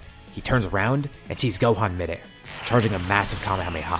When did he get up there? And how did he charge an attack that big that quickly? The blast is launched at Frieza, and he tries to hold it back, but it actually is pushing him backwards. How is it this strong? And Gohan launches right through the beam, charging through it and beginning to pummel Frieza. And Vegeta just stands by in awe. How is that kid that powerful? Ten and Krillin sense it from nearby. It's that rage again. It's one of those rage boosts that Gohan's had before. And while Dende's healing Goku, he weakly chuckles. Maybe him getting an attack like this was actually a good thing. Maybe Gohan's got this. He continues mercilessly beating Frieza down, blinded by his rage. He summons all of his power, charging ki in his fist as he lands a critical blow on Frieza, hitting him right in the stomach and actually puncturing it through. But his power drops significantly after that, returning back to normal. Frieza's injured, but he can still fight. He could survive worse injuries than this. Although, this is a handicap. It's going to drop his power a bit. And it does leave a weak point too. How did a Saiyan cause that much damage to him? Much less a kid. He can't believe it. And he can't sense Gohan's power, but he could just tell. That fierce aura that was around him before, it's gone. He simmered down. It was just a fluke. That's what it was. That was the peak of his power. He'll return the favor, tenfold actually. He lifts an arm up, charging a blast in it. And right when he's about to fling his arm forward, Frieza is then kicked by someone from behind, rapidly launched into the ground below. And Gohan's glad to see a familiar face. It's Piccolo. He actually came here. He tells them sorry for the wait. It looks like he was sent to the wrong place. And they could tell Piccolo's far stronger than before. They don't know how, but there's no time to question it either. He says he'll explain later. Now is the time to fight. Dende finishes healing up Goku too, and he also sees a significant boost in strength as well, getting a massive leap in power from this near-death experience. He thanks Dende, who then senses Piccolo nearby. That energy, it feels like it's familiar somehow, even though he doesn't know this Namekian. Ten and Krillin don't know what's going on either, but they'll help join the fight. Everyone's reinvigorated. Piccolo, Goku, and Gohan stand together as Frieza launches back up at them. And Vegeta can sense how strong Goku's grown. He knows exactly how to defeat Frieza. He pulls the humans aside. He tells one of them to injure him critically. If he can get healed like Goku just did, he'll get a huge boost in power. That'll turn the tides. That'll tip the scales of the battle against Frieza. Krillin's actually a bit nervous to do this, but Ten gladly doesn't, not even hesitating. He tells Vegeta to drop his power as he holds a hand up, launching a blast right through his chest. After what he did to Chaozu and Yamcha, he doesn't care. Well, looks like Krillin didn't really have a say either way. Vegeta falls to the ground, and Dende actually heals him. Not as reluctant to because Vegeta didn't really get far in his slaughter. Actually, he didn't really get much done after all. Dende does know he's a bad guy, but he actually heals Vegeta relatively quickly. All the while, Goku, Gohan, and Piccolo are facing Frieza. They aim for that weak spot too, the spot where Gohan hit him. Sure, Frieza can survive it, but that doesn't mean he's not feeling pain from it. That doesn't mean his power isn't dropping from it either. It's still affecting him in the fight. And he tries to power up, but he's not given the chance to. He can't even go 100% because he needs an opening for that. But he fights back rigorously. These two Saiyans, that Namekian, they shouldn't be this hard to defeat. He knocks Piccolo and Goku to the ground, and he sets his sights on Gohan next, but notices something behind Gohan. Vegeta's on the ground with a small Namekian standing over him. He's glowing. He's being healed, it looks like. He just saw Vegeta get attacked by those humans. He didn't know why, but now he sees. That's how Goku came back. And they're healing Vegeta to exploit his Zenkais. He aims a finger at Dende, launching a beam, but Vegeta gets up at the last second, knocking it away. And with all his power, Frieza launches a blast in both directions, one at Gohan and one at Vegeta, knocking each of them down to the ground as well. Piccolo and Goku are lying there, and Frieza sees Goku as a big threat. He might actually be able to defeat him, especially if he gets healed again after this. He'll be sure to kill Goku this time, and not just that, he'll get rid of that healer. That way, he'll have a path to victory. And that kid, the one who injured him like this, he could watch the whole thing go down. Frieza will make him watch as his friends die, as Goku dies, and he'll be sure to save Gohan for last. Gohan gets up, but Frieza launches another powerful blast, sending him even further into the ground. He holds both his hands up. Two fingers in one hand are pointed towards Goku and Piccolo, and one is pointed at Dende. He says they'll play a game. Let's see which beam hits who first. But a power soars nearby. It's Vegeta, jumping back in. He attacks Frieza with a flurry of punches and kicks, quickly dashing around him and hitting him from each side. But him alone is not going to be enough. Although, it did help delay him launching an attack towards the others. With a single whip of his tail, Frieza lands a clean hit on Vegeta's face, then wrapping his tail around Vegeta's legs, holding him there midair. Vegeta's unconscious from that attack, and Frieza looks down at the ground, ready to finally finish everyone off, ready to finally be rid of them. But the ground's shaking nearby. That spot where Gohan was launched to the ground. It starts glowing, his aura flares up. Gohan feels immense anger inside of him, watching his friends be beaten like this. He's already lost some of them before, and now the stakes are even higher. They just brought Piccolo back, and he's about to die again. If he dies again too, they can't bring anyone back either. Ten and Krillin are in imminent danger, and then Dende. He's a kid, and Frieza's trying to kill him. They've already caused so much damage to Namek, so much damage to everyone around here. And probably the most important part to Gohan, seeing Goku getting hurt like that. He almost died once, and now it seems even worse. And Gohan's not going to stand by and let this happen. That anger boils up inside him, more so than it ever has before. And Frieza hears him shout Kamehameha, and Gohan starts propelling up towards Frieza at a rapid pace. Not only is he flying upwards, but he launches Kamehameha towards the ground, using it like a jet to propel him up. And quickly midair, he flips around, holding a fist out in front of him again. His aura grows larger and larger. Frieza holds his hand out, trying to block it. But a surge of power rushes through Gohan, and everyone on the ground watches in awe. Gohan flies right through Frieza, and the others can't really see from where they are, but as he exits the other side, Frieza's tail lets go of Vegeta. And for a moment, it almost looks like Gohan is golden. His aura, even his hair, they look like that. But it's for a brief second. He and Frieza then fall to the ground, with Gohan unconscious. And Frieza's in really rough shape. This might be something that he could even survive, but he's got a giant hole in him. He could barely move. Piccolo picks Goku up, and Vegeta descends down to the ground. Vegeta smiles looking down at the beaten Frieza, simply holding a hand out as the ground below him explodes, destroying what's left of Frieza. He was weak enough for him to do this. And even though Vegeta wasn't the sole reason to defeat him, he's glad he could land the final blow. But one thing he can't believe is that power he sent from Gohan briefly, and he asked if the others could see that. Well, yeah, they could sense it. Gohan's power increased dramatically at the last second. But didn't they see? He was glowing for some reason. Well, they didn't really notice, but they definitely sensed that surge in power. Goku caught Gohan when he fell down, laying him on the ground as Dende heals Gohan as well. And Goku asks him if he remembers any of that, and Gohan really doesn't. It looks like he doesn't really have as good a control of an anger as he thought. But Goku said he did a great job. He summoned it in the time of need. And honestly, he really liked the way Gohan finished Frieza off. For some reason it seems a bit familiar, but he can't really put his finger on why. It gave Piccolo a big sense of deja vu as well. And while they're stunned for those reasons, Vegeta's stunned for a completely different reason. Why was Gohan so strong? Is that what he thought it was? No, it can't be.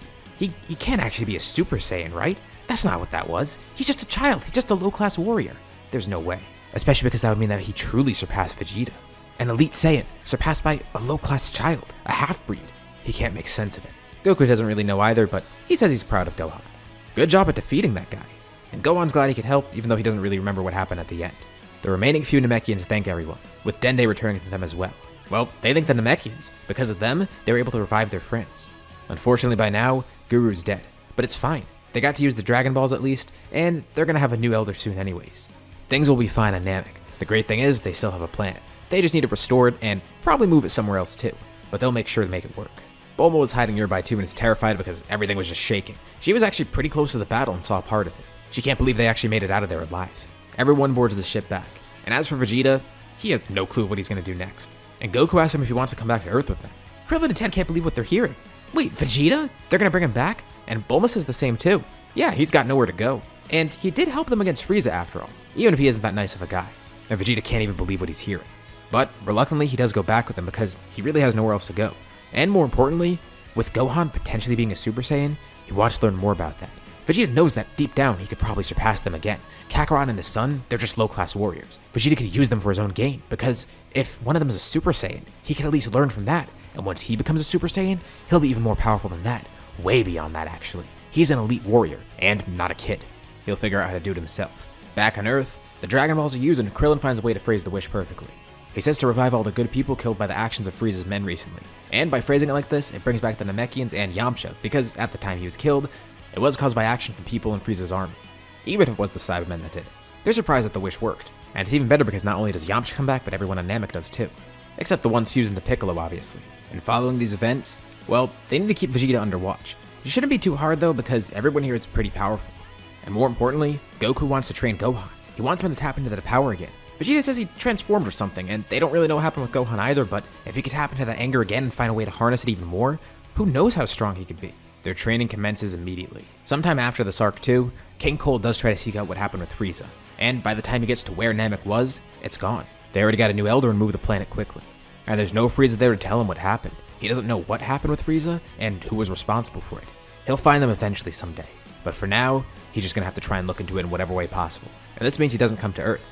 Earth stays in a relative time of peace for now. Although everyone's definitely gonna still be training, especially Goku, Vegeta, and Gohan. Vegeta's training more so on his own, trying to catch up to the other two, and Goku's Goku. And the whole point of the scenario is that Gohan's training like him, so of course he's gonna be training more. And at some point, he actually is able to tap into something. He gets a brand new power, and Goku can't believe what he's seeing. Gohan's transformed. His hair changed color, his eyes changed color, and he's so much stronger than before. He barely is able to hold on to the transformation, but he doesn't go unconscious this time. He de-transforms and realizes what happened. Goku and Gohan are equally stunned. They need to find out how to access this power and see what's going on with it. And Goku's got a new goal too. He'll see if he can access it for himself as well. Vegeta eventually finds out about this too, having sensed it and interrogating Goku about it. He has no clue of what to think, or what to do next. Gohan is now on the top of the group. With access to Super Saiyan, he's the strongest, although he doesn't necessarily have a huge control in it right now. Piccolo is the strongest just in terms of his base power, but Gohan, now that he has this power, it's so insane. Everyone can't even wrap their heads around it, especially considering Gohan's age. He's the youngest in the group right now. At his age, Goku wasn't nearly that strong. Goku's not even that strong now. They wonder if anyone could ever reach that level.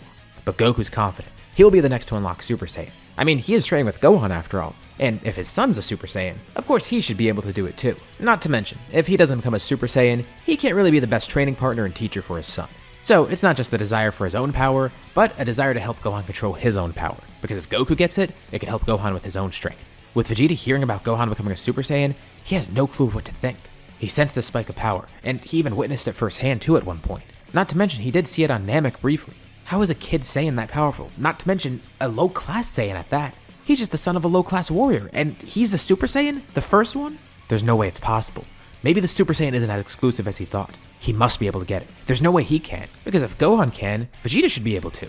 He's gonna train non-stop until he gets it. Nothing's gonna get in his way. He begins putting all of his effort into it, training as intensely as possible. He'll become a Super Saiyan, and he'll become the strongest. Other than him though, nobody's really doing too intensive training. People are still training, especially Goku and Gohan, but there's not really much to train for anyways. People still basically have the same motivations as normal, and this continues for a while. Not only does King Cold not show up to Earth with Frieza, but there's no time traveler either. No future Trunks, no future Gohan, I even did future Goku before, none of those. Just no time traveler. There's a reason for that, and we'll be seeing that in a bit. We continue onwards. Years and years pass, and at some point, Goku falls ill. Everyone tries everything they can to help. There's no medicine, there's no cure. Hell, even if they try to summon Shenron, they might not even get the Dragon Balls in time. Because as soon as this virus comes on, Goku ends up dying from it. Shenron can't bring him back either. It was a natural cause. It was the heart virus. With no time traveler or no warning, it just hits them. Goku's gone, and there's nothing they can do about it. All of his friends can't believe it. Vegeta's surprised to see someone so strong being taken down by this. By now, Goku's actually a Super Saiyan. Vegeta is too. And as much as Vegeta hates to admit it, Goku was powerful. As a Super Saiyan, he was starting to get control over that. And someone so strong got taken down by that, a virus. It's unbelievable, but even more so for his family. Gohan has no clue what to think. All he knows is he wants to keep up his father's spirit. Everything he's learned from Goku, he's gonna take that and grow even stronger than before. Without Goku to help protect everybody, Gohan has to step up and do so. He already is the strongest, and he only needs to get stronger from here on out. Keeping that same motivation, training just like Goku. He's already learned so much from him, he could put that to use. Continuing to train and grow even stronger, having that same drive that Goku did. They even consider, what if they went to Namek again too? Maybe Piranga doesn't have those same limitations that Shenron has. Maybe he can bring back someone who's died from natural causes. But Piccolo says that's not going to happen. Piccolo has some knowledge from the Namekians that he fused with. For what he knows, Piranga has the same limit. It's no use. But they'll figure out a way to bring Goku back. They want to. But soon enough, there's a new threat that shows up. One that's completely unexpected. In a city one day, there's an attack. Two people. They look like normal teenagers. No alien threat or anything. But they're wearing a very familiar symbol that people recognize. The symbol of the Red Ribbon Army, the infamous army that was defeated long ago by Goku. And naturally, this leads to them encountering the Z Fighters. So there's a few different things here with the androids too. Obviously there's no 19 or 20. Without Trunks or Cell coming back in time, 17 and 18 are the only androids here. And they're not going to be stronger than normal because, well, this is essentially the events of Trunks' timeline here. At least in terms of how the androids were made. Obviously a lot of other things went differently here, but without time travel, there's no separate timelines. And that leaves the androids just being like this, 17 and 18. The same ones that Trunks actually encountered in his story. Trunks actually is born here too, by the way, but obviously he's too young to fight. Thankfully, they still have a really strong group though. Gohan, Piccolo, and Vegeta. They're all there to face off against these threats. Plus the human fighters as well. The androids are a bit annoyed to find out that Goku's already dead, but whatever. They don't really care about Jiro's directives anyways. Yeah, they were made to kill him, but they can still have fun in their own way here. They're just gonna go around destroying things. That's what they want to do. And fighting these people should be fun. So the androids are slightly weaker, due to them being the same ones that Trunks faced off against. And our group is actually slightly stronger. Vegeta was more motivated than ever, especially seeing Gohan become a Super Saiyan, not just Goku. So he's a little bit above where he is normally. Piccolo's also stronger too, having more Namekians fused within him. And it kinda goes without saying that Gohan's way stronger than normal. So instead of the androids just completely washing everybody, the fight's actually a lot closer. The first encounter is actually a tough battle, but it becomes clear that the androids are getting an advantage. They have infinite energy. And sure, Gohan, Piccolo, and Vegeta are pretty strong, but all the androids need to do is get rid of one of them, and that helps dismantle the group. First, they're able to defeat Vegeta, knocking him to the side. He tries to get back up and fight again, but an attack from Android 18 knocks him completely unconscious. She sticks out a hand about to eliminate him completely, but then Piccolo launches him. His attacks aren't strong enough to actually fully damage her, but they're strong enough to at least phase her. But of course that's not going to do too much either. Gohan's already fighting 17 at the moment, and is actually kind of holding him off, but he's having a tough time as well. And he looks over. Vegeta's already down. The humans have already been defeated too. Thankfully, he can still feel their energy. They're all still alive. But if the androids even have one opening, they're gonna kill everyone here. They're already defeated. Some of them are knocked out cold. It's just him and Piccolo. 18 toys around with Piccolo as well. And then Piccolo feels a burst of power nearby as Vegeta gets back up. Barely standing, but trying to use the last of his power to attack. 18 simply points a hand at the ground, launching a blast that knocks both of them away. Vegeta's knocked out once again, with Piccolo following suit. She picks both of them up, flinging them over to where the humans are. With all of them lined up neatly, she then joins Android 17 to fight against Gohan. And actually, she has a pretty fun idea. Another way to torment this kid. 17 and 18 fight Gohan together, trying to incapacitate him. 18 delivers a powerful kick to Gohan's gut, with 17 then elbowing him right in the head. He then grabs onto Gohan, holding him in place. 18 smirks as she then looks over at the rest of the group. Gohan's on the brink of unconsciousness, but 17 hits him to wake him up. He's going to want to stay awake and watch this. It would be a shame if he missed the fireworks after all. He has no clue what they're talking about, but sees 18 with a hand outstretched with a blast charge in front of him. It's aimed right at everyone nearby. Gohan's eyes widen. He tells her not to do it, but the two of them laugh. She launched the blast at the group. A massive ball of ki heads towards all of them. Vegeta, Piccolo, Krillin, Ten, Yamcha, all of them. They tried so hard to fight against the androids, and this is where they're gonna die. Gohan tries his best to break free, trying to block the blast in any way possible. And something strange happens. He feels a burst of power in him, and within a split second, his aura flares up. There's a brilliant flash of light. He punches 17 in the face, knocking him back and freeing himself. And he's just quick enough to jump in front of the blast. Speeding over there is so fast that even 17 and 18 are confused. They don't even notice it until 18's blast just careens up into the sky. It doesn't make contact with any of them. 17 gets back up and they look over at where the blast was. Everyone on the ground is laying there untouched, still breathing seemingly, but they can't find Gohan anywhere.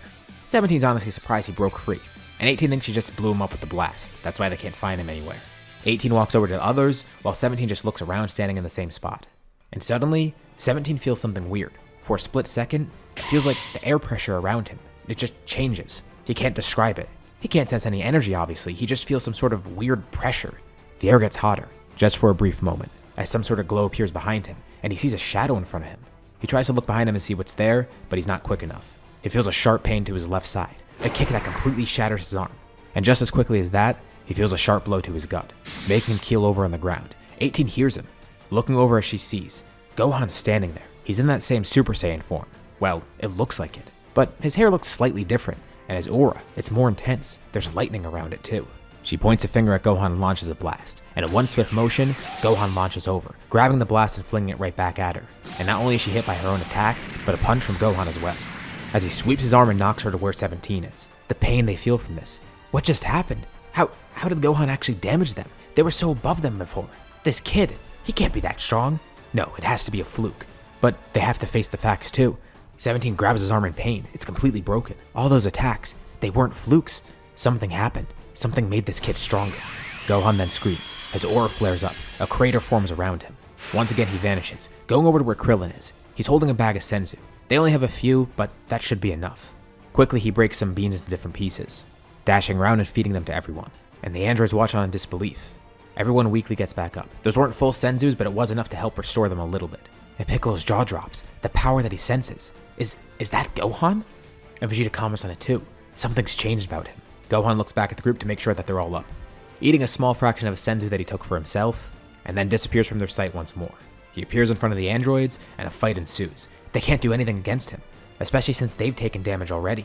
He fends both the androids off, empowered by rage, empowered by this new form, whatever this is, and that little boost that he got from that fraction of a senzu beam. This is fueling him. He'll stop the androids here. He's already lost Goku. He's not going to lose any more of his friends here. Everyone that he's worked so hard to protect. It is his role after all. He needs to use this power to defeat the androids and prevent any threats from destroying everything here. In one last effort, the androids jump up in the air. They float back to back, looking down at Gohan. They start charging massive balls of energy, and firing them directly down below, with a flurry of endless powerful blasts. But they don't even hit the ground. Gohan simply shouts. His orb grows even larger, deflecting all the blasts. He charges ki in his fist, stretching it out and making a powerful leap up into the air. A geyser of ki surrounds him. It almost looks like a dragon even. He launches up at a shocking speed, cutting through all their blasts, and there's a brilliant explosion of light. He makes contact with the two androids, swinging his fist and tilting himself, punching a hole through 17 and then through 18, lining the two of them up, and he follows through, continuing to fly upwards. There's a massive explosion of ki behind him where he made impact, and for good measure, he turns around, quickly performing a Kamehameha, erasing whatever's left of the androids. The clouds above part. The city's illuminated in brilliant glow. It almost looks like a dragon is looming over the city. The way Gohan leapt up and curved, it looks like something they see from the Dragon Balls. And Gohan floats back down, with small golden particles of ki falling from the sky behind him. He calmly powers down, looking up, with that serious look on his face going away. He smiles. It's over. They defeated the androids. Krillin stands up. No, they didn't defeat the androids. That was Gohan. That was all him. That amazing power. They can't believe what they just saw. But Gohan says it was a group effort. Besides, he couldn't have done all this without him. He wouldn't have summoned that anger without them either. The desire to protect them grows stronger with everyone here too, and the willpower that he inherited from Goku. That's all what drove him to do this. Without all that, they would have lost. It wasn't just Gohan. And Vegeta's there with his jaw agape, completely speechless. That's a new level of power. Gohan's not just a Super Saiyan anymore, he's gone beyond that. It has to be. That's what that is. Somehow, the immense rage he was feeling, that pushed him over the edge, that caused him to transform into whatever this is. And he just barely got a control over Super Saiyan recently. And now he has this? A level beyond it? Vegeta can't believe it. Following this, we start to enter that 7-year time skip. A lot of this part is going to go differently too. Of course, Goten's not going to be born here either. Again, it's kind of like the future timeline. So, Goten's never born. The group tries to think of ways to bring Goku back, but they have no idea of how to. Although, Gohan keeps it in the back of his mind. Even if they can't, he's still going to keep up his training. He'll be the strongest here. But at the same time, they will look for ways to bring Goku back. They're not just going to sit there and let him be dead. Although, he's probably having the time of his life up there in Otherworld. Or the time of his death, I guess. Vegeta continues trying to catch up to Gohan, wanting to improve himself in any way possible. If there's a level beyond Super Saiyan, he could access that as well. And while Goten isn't born, Gohan does end up bonding with Trunks. Trunks thinks he's awesome because he's the strongest person around. And while he does admire Vegeta too, he does occasionally leave the house to try and train with Gohan, even though he is very young. But Gohan says it's fine. I mean, he started training as a kid too. Actually, younger than Trunks even. He'd be glad to show him the ropes. Besides, he does have to keep this going after all.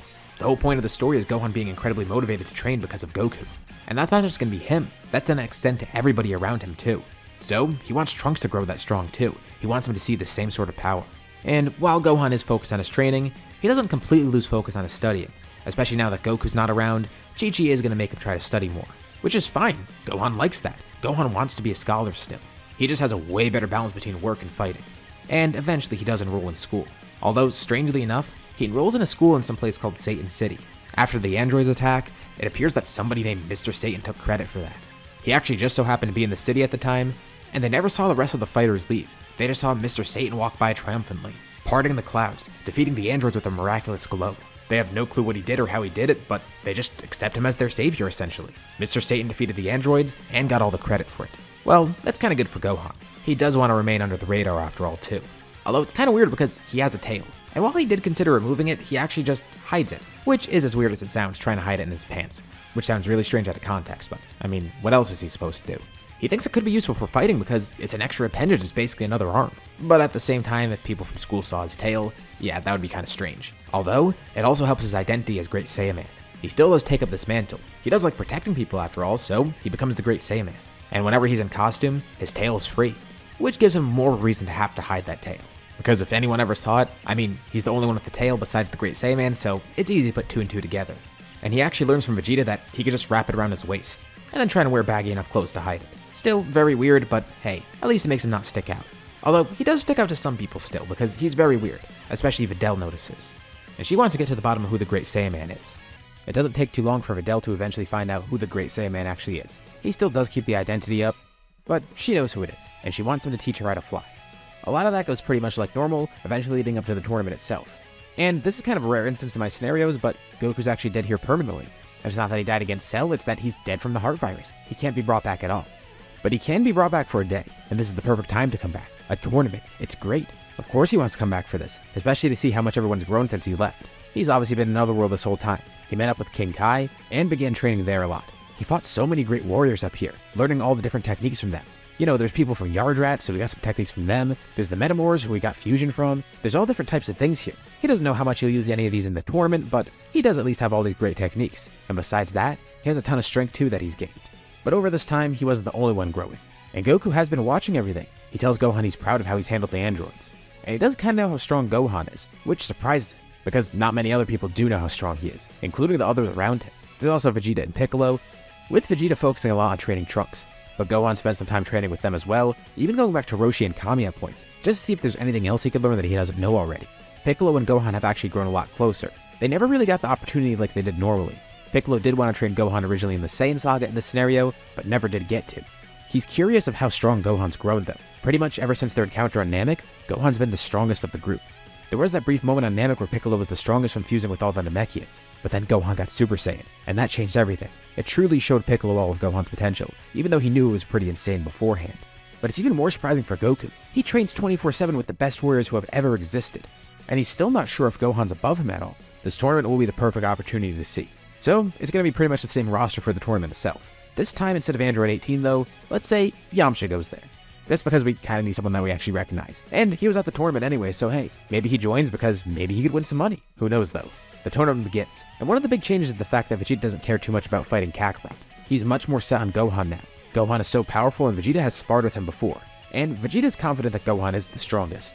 And while he would like to fight Goku, it's still the fact that, you know, he kind of knows that Gohan has advantage just by genetics alone, and with that natural advantage, he's destined to be stronger as long as he keeps up with his training.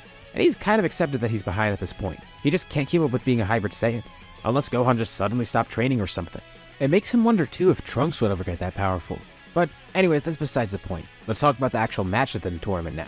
At least the few that happen at first. The first few are pretty much unchanged, and actually, everything goes pretty much the same up until the point where Gohan's energy gets stolen. Spopovich versus Videl, Gohan getting his energy taken, the Kais being there, and them tracing Spopovich and Yamcha Babidi's ship. All of that happens the same way. Surprisingly, everything there is pretty much untouched, but once they're actually at Babidi's ship, a lot of other things start turning around. Deborah eventually spots everyone there, and decides to launch an attack. But it doesn't really go as planned. He tries to launch a Ki Blast at Kibito, but Gohan's there on guard, being able to move quick enough to prevent it from happening, knocking Kibito away and kicking the blast back at Deborah. Shin can already tell that all the Saiyans here are pretty strong, so he tells Gohan, defeat Deborah as quick as he can. Not a problem. He quickly powers up into Super Saiyan. He won't even need Super Saiyan 2 for this. And with a single attack, he's able to eradicate Deborah. Babidi's back in his ship, and he starts panicking. He's watching the whole thing go on, and he can't believe what he's seeing. That quickly defeated Deborah, and now they're entering his ship, defeating his other minions. Puipui's defeated, and he doesn't even have Yakon ready to fight. He needs to think quick. He needs to find some way to actually stop them. So, he tries to see if he can possess anybody in the group, but he can't. He tries to possess Vegeta, but there's no desire for Vegeta to turn back to his normal self like he did with Goku. He knows what makes Gohan strong, and he's accepted that by now. And with Goku, he will have his fight here. He does still want to have a rematch with Goku, but he knows that even if he wins there, it's not going to matter. He's not going to be the strongest. Babidi's in his head right now. Now, Vegeta's tempted to take that power, but it's not going to happen. And besides, even if Babidi did possess Vegeta, he knows that power wouldn't be a big enough boost. So Vegeta's able to ward off Babidi's tactics, not willingly giving in this time, which means Babidi has no path to victory here. The group makes it to the bottom of the ship, quickly defeating Babidi, as Shin and Kibito take Buu's egg, saying they'll transport it somewhere safe. And now everyone can head back to the tournament. But they've already kind of wasted a lot of time, so Goku tells them to grab onto him. Time to use a technique that he picked up in Otherworld from one of the dead Yard Rats. Using instant transmission, he brings everyone back to the tournament. They make it back just in time. Everyone was about to just start a new battle royale with whoever was left there, but now they can actually have a tournament again. Although now that Spopovich and Yamcha are gone, they have lost some contestants and need to figure out a way to replace them. Thankfully, they'll just use some of the runner-ups there, and that way, they'll have a full roster for the tournament. And the order's kind of redone too. Krillin versus Yamcha is the first matchup. And Yamcha does have fun with the fight here, and it's actually a pretty good match because it's two humans versus each other. It's not like Krillin versus Goku or something, but it's pretty obvious that Krillin's probably going to have the advantage over Yamcha. Not a massive advantage, but one that's noticeable enough for him to win. Next up is Shin versus Piccolo, and this one's kind of an interesting thing to cover because this is a different version of Piccolo. He never did feud with Kami here, and I did mention before that all the other matches went normally, which includes Piccolo forfeiting against Shin because he probably still would realize that Shin is a higher being, because even if he doesn't have Kami within him, he probably does have the knowledge of the gods at least. Although this Piccolo is a little bit more powerful than the normal one we know because of all the Namekians he fused with on Namek, plus the fact that he's been constantly training with stronger people. Of course, Piccolo's always been constantly training in the normal series, but here, having Gohan and Vegeta as training partners, that's a huge help. So basically I just went on a whole spiel explaining how Piccolo wins against Shin here. I don't know if Shin would even really fight seriously here because it's not his kind of thing, but assuming he even did try to fight, Piccolo would probably find a way to win. And with that unnecessary tension aside, next we have Kibito versus Gohan. And this is pretty obvious, Gohan wins here. The next match is pretty absurd because we're still in the starting round. It's Vegeta versus Goku. Now the thing here is that Vegeta knows Goku's hiding some power, and says they'll fight in a better setting later on. Wait, what? Goku only has a day here. Vegeta knows he'll find some other way to fight him eventually, whether that be when he dies or sometime before that. Hopefully the latter. So what, does that mean he gives up? No, he's not going to give up here. He just knows that Goku's probably not going to be able to go all out. Besides, he actually did mention this before, and Vegeta decides to do something that's kind of selfless, which is nice. He knows that if Goku does use up too much of his power, it will shorten his time here on Earth, and he'd rather Goku use his full power versus Gohan. He really wants to see that battle. So the two of them have their own fight here, using Super Saiyan 2. And it is a pretty close and fun match, but Goku does get the advantage and ends up winning, promising to find some way to fight Vegeta again one day, sooner rather than later, and he says he'll keep that promise. Following this, we have a match between Mr. Satan and Videl, and this one's actually a pretty close fight. But Mr. Satan is actually kind of worried about fighting Videl, and it probably goes both ways too, especially because now Videl has some access to Ki even though she can't use Ki Blast or whatever. They kind of mutually hold back against each other without even realizing it, since Videl doesn't want to hurt Mr. Satan's feelings, and Mr. Satan doesn't want to hurt Videl. Both different kinds of pain, and they want to avoid that. Videl also avoids flying, which makes Mr. Satan think that he was just dreaming that maybe. And she kind of does throw the match, even though maybe if she actually tried her hardest, she probably could have won against him. But it makes for a really good spectacle for everybody else. The next two matches are just random humans against each other. There would be 3 of these. I mean, we probably still get Pintar, Jewel, Mighty Mask, and Killa, and then we just get 2 random people who we don't even know because we needed to replace Svovich and Yamu somehow. So with the next round, we start with Krillin versus Piccolo. Piccolo obviously wins. And again, this is a weird one to have so early on, but we have Goku versus Gohan next, the most important fight here. And Goku's kind of bummed out because this is kind of the finale match. Whoever wins this is really going to win the rest of the tournament. They already kind of know the outcome. It's likely going to be one of them. But Goku gives Gohan the good news. He'll be able to showcase his full power, and he wants Gohan to do the same. If Gohan really wants to see everything that Goku's got, they can't keep the fight going on for too long, since Goku only has limited time here. And while the tournament's great, there's still other things that he wants to do with the remainder of his time. And this way he'll get to do that, and also have the best fight that he could possibly ask for. So Gohan decides not to hold anything back, immediately going into Super Saiyan 2, with Goku then jumping into the same form as well. And he jokes a bit. Well, if Gohan wants to fight like this, that's fine, but he knows Gohan has a higher power.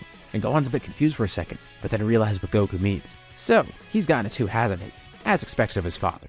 And Goku says he sensed this from Otherworld before. He knows that Gohan has ascended Super Saiyan 2, and he's done the same, and it all makes sense to Gohan. That's what Goku was talking about. He doesn't have proper control over this brand new power, and for that reason, he can't fight at his full strength for a while. Otherwise, he's gonna lose a lot of time here. So the two start a brief battle in Super Saiyan 2, but eventually Gohan asks him to crank it up a notch. He wants to see Goku use that new level, and he'll do the same thing too.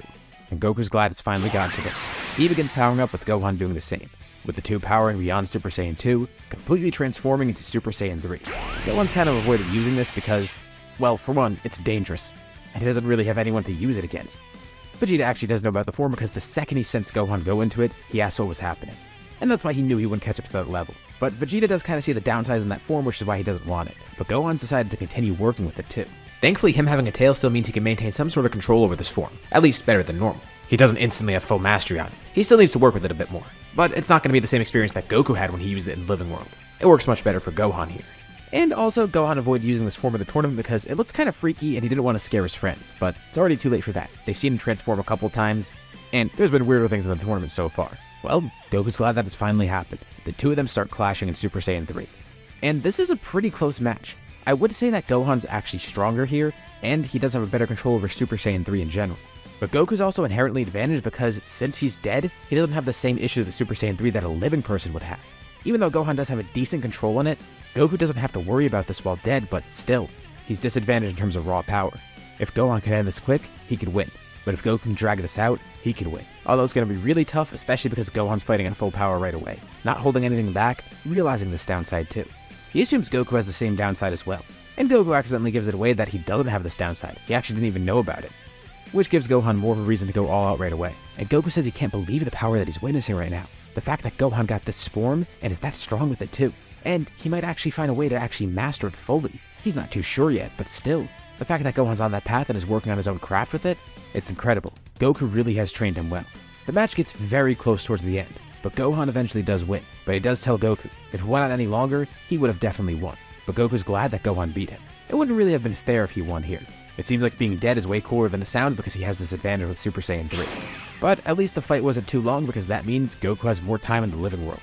And everyone is just completely speechless from that explosive battle, especially because the next one after that is Mr. Satan versus one of the random humans. And everyone is just terrified, which is great because it gives Mr. Satan an opportunity to win. He probably wouldn't have a problem with these battles in the first place, but he knows that he's gonna have to face whoever won that match, which seems to be Gohan. Even freakier considering Gohan, that's the kid that Vidal's been hanging around with that Mr. Satan doesn't really like. And he's been doing that? He can grow his hair out and become freaky like that? Mr. Satan's kinda terrifying.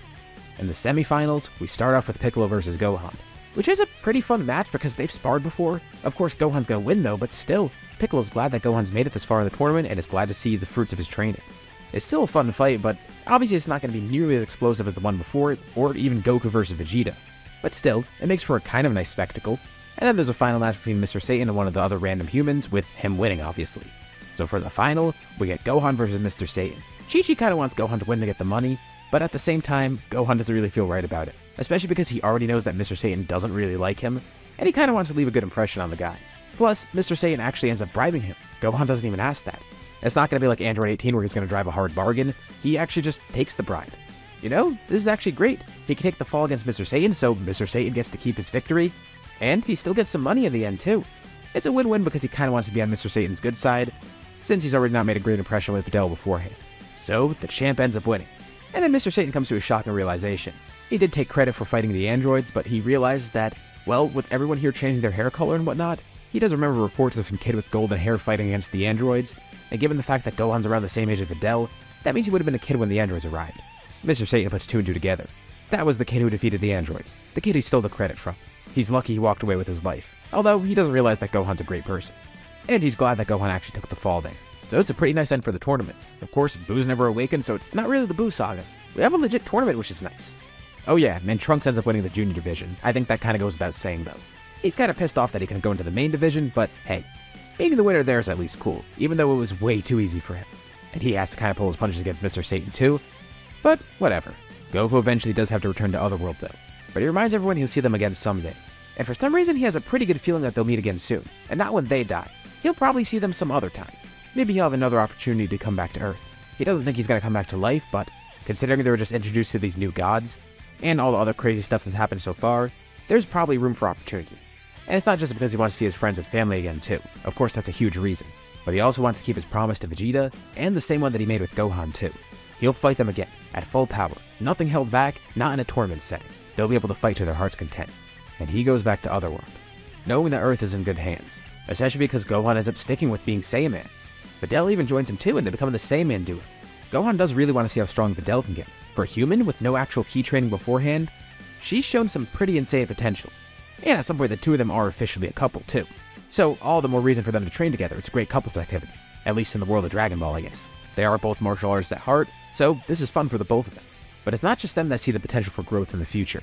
So if it wasn't clear enough already from the last arc, Videl is actually going to be a lot more involved as a fighter. She does have some pretty crazy potential when you think about it. And this is just considering what we saw in the main story. She was a pretty great martial artist without any actual ki control. And seemingly without a proper mastery even. She also learned how to use ki and how to fly, within only a few days of after school training. Of course, right now she's not going to be the strongest human, not even close. But I think it's definitely worth pointing out how absurdly quickly she grew, and how powerful she was in general without the proper training. And the reason I mention this is because if her and Gohan are dating here, and eventually getting married, well, the whole point of the scenario is that Gohan has a different motivation to fight. And it would be kind of strange to leave Videl out of that too, especially because here, the Saiyan duo continues fighting crime. And of course, while Gohan does spend a lot of time training with Videl, he does still have that same relationship with Trunks that we covered before, basically being an older brother figure and kind of a teacher to him. Think of it kind of like future Trunks and future Gohan, except the obvious difference that Trunks has Vegeta and Piccolo to train with. But he does take a lot of influence from Gohan. As the years pass, Beerus eventually wakes up, prophesizing the Super Saiyan God. This is the time that he wanted to wake up, and now he wants to find this rival, looking around to see where he could find any sort of Saiyans that are remaining. Seemingly, they're all dead, but Whis says there are still a few around. In the living world, there are a couple, although only one is a pure Saiyan. The strongest one is a Saiyan on Earth named Gohan, but interestingly enough, it seems like there's a Saiyan in Otherworld that got to keep his body. And the only reason that Whis notes this is because he's training under King Kai. Interesting. Beerus definitely wants to check that out too. I mean, if it's a Saiyan that got to keep his body and train with the Kai, he's definitely got to be a unique Saiyan. So first they're going to go there, especially because they could ask King Kai more about what he knows. Since Earth, the planet with all those Saiyans, it's under his jurisdiction. Beerus and Whis arrive on his planet, with Goku obviously being excited to see him. Goku has been training in Otherworld non-stop, a lot with King Kai actually. Another good thing is that King Kai's not actually dead here. Not that it really matters, but I feel bad that he's still dead. In this scenario, Goku still trains with him, but he gets to be alive here. Anyways, Beerus does ask about the Super Saiyan God, and asks King Kai about those Saiyans on Earth, learning that this Saiyan Goku actually knows a lot about them, partially because one of them is his son. Beerus actually does end up fighting Goku too, because he seems pretty powerful. Not only did he get to keep his body here, but he's been training constantly, and Goku says that he really wants to put up a good fight. Of course, it's still no match for Beerus. Goku's even able to use Super Saiyan 3 and Kaioken together. He doesn't realize that it's because of Gohan's tail, but he seems to have a pretty good control on it. But one thing that Goku does know is the fact that him being in Otherworld actually makes Super Saiyan 3 a lot easier to control at least. And he's been working a lot with it, especially to combine it with Kaioken. And while it is absurdly strong, it's not enough to defeat Beerus. Beerus eventually does go to Earth, locating these other Saiyans. They know nothing of the Super Saiyan God. But he's still interested in that one Gohan, the hybrid Saiyan. They eventually do decide to just ask Shenron about it, and he tells them about the ritual. Although there's kind of a big issue here. They have even less Saiyans than normal. They only have Gohan, Vegeta, and Trunks. Goku's dead, and Goten doesn't exist here. Vegeta has one idea. Well, maybe they could bring his brother here. He knows he's in some faraway place, but doesn't know exactly where. Oh, simple enough for Whis? He departs for a bit, and while he's gone, they try and figure out what to do about the other two Saiyans. Beerus really does want to see a Super Saiyan God, so he'd help pull some strings too. Maybe he'll bring that Goku guy here, at least just for a little bit. And that amazes them. Yeah, they'd love to see Goku again, especially if it'll make the ritual work. But they still need one more, and this is when it's revealed that Videl is pregnant. But it's still a matter of if they can get Goku to come here, and if they can get Tarbell to come here too. Although not too long after, Whis does return with a Saiyan that looks like a shorter version of Vegeta, which is funny because Vegeta's already short. And he looks a lot friendlier too. Vegeta can't believe he was convinced that easily, and that he got here that quick. This is the first time a lot of them are hearing that Vegeta even has a brother. And Tarbell's glad to see Vegeta again. It is very awkward for Vegeta though. And honestly, part of the reason he showed up is because he was fearful. Some dude teleported in out of nowhere and then said that Vegeta wants to see him, saying that he has the speed to take him across the entire universe within a few minutes. Or even less. But also, Tarbell does get to see his brother again, which he's not going to turn down. Even though it's only temporary, he can still catch up with him. Beerus has no clue if this is going to work still. First of all, one of the Saiyans isn't even born yet, and two of them are going to be hybrids. And if they do bring Goku here, which Beerus and Whis can probably pull off, he is kind of dead. But it's at least worth a shot. It's their only hope at actually making this ritual work. Whis sighs as Beerus tells him to depart once more and bring Goku here. Now he's not bringing Goku back to life. Beerus has no reason to do so, and he's only just bringing him here temporarily. But this is great because he only had a day on Earth before, and now he's getting an extra few hours at least. And Goku's glad to be back, but they have to cut the reunion short. Beerus wants the Super Saiyan God ritual done on that hybrid Saiyan Gohan. He knows Goku's pretty powerful, but even Goku said that Gohan might be above him. Not to mention, Beerus wants a rival who's alive, not dead. So, they attempt to do the ritual on Gohan, and surprisingly enough, it ends up working. Tarbell's mind is blown in general at the fact that Saiyan can even transform, especially his brother, and then now he's helping this random hybrid Saiyan that he doesn't even know become a god. This is pretty insane for him, but it's even more insane for Gohan, who gets all the energy channeled into him, then morphing into his Super Saiyan God. The power of it's incredible, and even Beerus is impressed, and there's definitely a significant gap between this Gohan and the Super Saiyan God Goku in Battle of the Gods that we saw. It's not enough for him to beat Beerus, obviously, but nonetheless, Beerus is impressed with his performance, and Gohan is incredibly strong. So that satisfies Beerus. He got to fight the Super Saiyan God, and knows that he will grow stronger. He tells Gohan to continue his training. Keep up with that. He'll visit Earth occasionally, especially because some of the food here seems pretty great. And Beerus isn't as angry here because he never had the pudding incident, and everything did go pretty smoothly. He definitely will be back, especially to fight Gohan, and also to try all the food. He and Whis do stay for a little bit longer just to enjoy some food, and then they eventually leave with Tarbell and Goku. With Goku being brought back to Otherworld, and Tarbell being brought back to Tech Tech. It was nice catching up with his brother again, and maybe he should come back to Earth someday. At least he knows where he is now.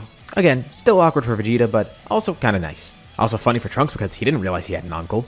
He definitely seems like a way different guy than his father. Gohan, of course, doesn't stop training. He stays on Earth, continuing to practice with his Super Saiyan God form, seeing if he can access it again, and try and tap into the power even further. It's just absurd for Piccolo and Vegeta to watch, since they're his main training partners. And it's even weirder for Videl.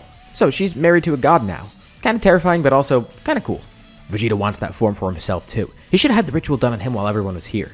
But maybe there's another way to obtain it. He has to find Beerus again. He has to train under him and Whis. One of them could probably open the path to him getting godly powers. He's not too sure. He definitely doesn't know how he's going to do this, but he knows that he wants to do this. Thankfully, a few months later, Beerus and Whis do visit Earth again trying to get some food, and Vegeta's able to intercept them. He wants to go train with them. And it takes a lot of convincing. Vegeta is pretty powerful, but compared to Gohan, Beerus isn't too impressed with Vegeta. And even compared with that one dead Saiyan Goku. But after a lot of convincing, Beerus and Whis do take Vegeta along with them. One thing that Beerus likes is that Vegeta is willing to go to his planet. he does actually ask Gohan first, and he tells Vegeta if Gohan says no, he'll bring Vegeta instead. And Gohan, he does say no. While he does train a lot like Goku here, he still has a lot of different responsibilities. He has Goku's motivation for training, and he just had a newborn kid. He's starting a family, and all this is going well for him. He's still going to keep up with his training here, and as a hybrid Saiyan with as much potential as him, it's definitely going to be effective enough. He would rather stay here and doesn't necessarily need to go to Beerus' planet. So, that opens a spot for Vegeta. And reluctantly, Beerus and Whis take him. And once Vegeta gets to Beerus' planet, his eyes almost pop out of his head because he sees someone else there that he recognizes. Kakarot's there. Oh yeah, Beerus completely forgot to mention. That's why he didn't really want to take too many other Saiyans with him. He only wanted to take one because he already had someone training here. King Kai got in contact with him not too long later, with Goku begging to see Beerus again. One thing led to another, and now Goku's training on Beerus' planet under Whis, aiming to become a Super Saiyan God as well.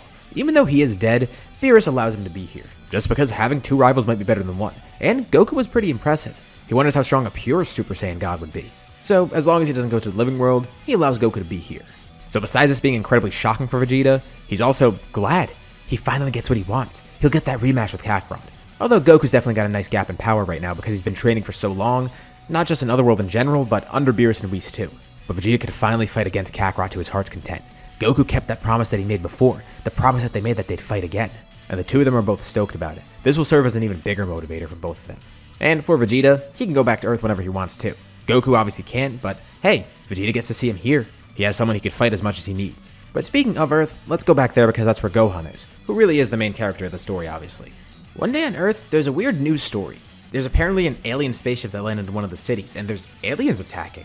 It's terrifying and strange for everybody else, but for the Z Fighters, yeah, this is kind of par for the course. There's been a few aliens that have come to Earth before, and most of them have been enemies. But this one's weird because it seems like a larger scale invasion. It's no big deal though because the two Saiyaman are sent out, going to the city to fend them off. But then in another city, there's another alien invasion that pops up, as more come into the city where the two Saiyamen are. They're pretty weak, and other fighters go into other cities. But Gohan picks up on something pretty obvious. The armor that these aliens are wearing, and their spaceships, they look familiar. Like the ships that he saw in Namek, and the armor that he saw in Namek.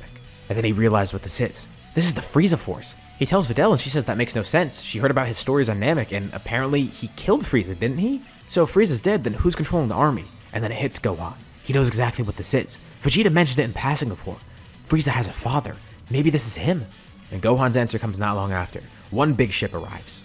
A bunch more of the soldiers come off, but Gohan senses an ominous power aboard. A large, towering man steps off. He looks similar to Frieza. A little bit different, obviously, but still, there is a clear family resemblance at least. The other fighters all fly to the city where they sense this power, with Trunks being one of the first to arrive, flying up to Gohan and Videl. Gohan tells them they need to stay back. They might be powerful, but they don't know who this guy is. Or more importantly, how far his strength goes. Gohan at least has some idea, and he knows the identity of this man. King Cold makes eye contact with Gohan, smirking. King Cold vanishes from sight, then appearing near Trunks, launching a point-blank blast that sends him flying. Gohan catches him. Thankfully, Trunks is okay. He's in Super Saiyan 2 right now, and he did get injured by that, but still. Trunks says he couldn't even see that guy moving. He moves so quick, and the power from that attack, there was so much in it. He tries to assume a battle stance ready to fight, but Gohan says no, he has to stay out of this. Videl assumes a battle stance too, and then King Cold looks over at her, and Gohan sees King Cold locking his eyes onto her. She quickly charges a Kamehameha, and King Cold simply stands there, not being fazed by it at all. He then slightly shifts himself, ready to jump right through the blast and grab her. But before he can even begin his movement, Gohan then vanishes, appearing right in front of him, now powered up into Super Saiyan 2. Also being completely unfazed by Videl's blast being in the middle of it, blocking King Cold from attacking. She stops firing her beam, with Gohan then turning back to her and Trunks. He has memories of what he saw in Namek, what Frieza did to his friends there. He's not gonna let the same happen here. Trunks already got kinda hurt, but he's still fine.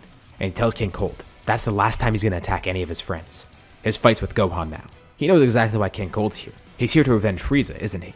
And Cold laughs. No, he's not really here for vengeance. Honestly, Frieza's death doesn't really matter to him too much. He's more so concerned about the Super Saiyans, and it looks like he found the Super Saiyan here. Or at least one of them. It was rumored by some of the soldiers in the Frieza Force that's what happened. He was defeated by a Saiyan. Apparently some child was involved. And judging by the amount of time that's passed, the Saiyan that he's looking at might have been the same child that fought Frieza. Simply put, Super Saiyans are threats to him, and he's going to eliminate any of them. But Gohan says he's foolish to even think that he could do that. If he could defeat Frieza as a kid without even having true access to Super Saiyan, what makes Cold think that he could win here? Cold's a bit angry that Gohan takes him as a fool. Of course he wouldn't come here if he knew he'd get defeated. He knows he's going to win. He's stronger than Frieza. Much stronger. He knows that Frieza has some insane potential, and as a mutant himself, he might have that same sort of potential. He does want to keep up with that. He spent a lot of time locating the Saiyans, eventually finding Earth, with some scouts in his army detecting some huge surges in power there. which Gohan presumes is from his fight with Beerus before he became a Super Saiyan God, or maybe one of the many fights beforehand. Cold said there was consistently a lot of power surging from here. The scouts went in, confirmed that Saiyans were there, and then Cold began training for a year. And he could already tell Gohan is strong in this form, whatever it is. Clearly it's beyond the normal Super Saiyan form. But Cold has evolved as well. He begins powering up, surrounded by an aura similar to that of Super Saiyan. Gohan's eyes widen. He turns back to Trunks and Videl. He tells them to fly out of here as fast as possible, and warn the others, don't come into the city. Gohan tackles Cold as he's transforming. This does nothing to stop the transformation, but it maneuvers him away from the city. Gohan's glad that he at least got him away from here, but Cold's transformation continues. Damn it, Gohan should have taken that opportunity to kill him, but it's already too late. King Cold has transformed into his new golden form, which we'll simply just call Gold Cold. A nice, simple rhyme. Gohan, of course, isn't even going to try to play around here. He's not in this fight for fun. He needs to kill Cold as quick as he can, powering up into Super Saiyan God. Not many more words are exchanged. The two begin clashing, with King Cold surprised to see whatever this form is. He didn't know Saiyans could get red hair too, and he can't even sense his power now. He's learned to sense Ki, but what is this? He can't feel Gohan's power. He felt it before in that Super Saiyan 2 form. But this? He doesn't know what this is. And Cold's amazed. Even with his year of training, Gohan's keeping up somehow.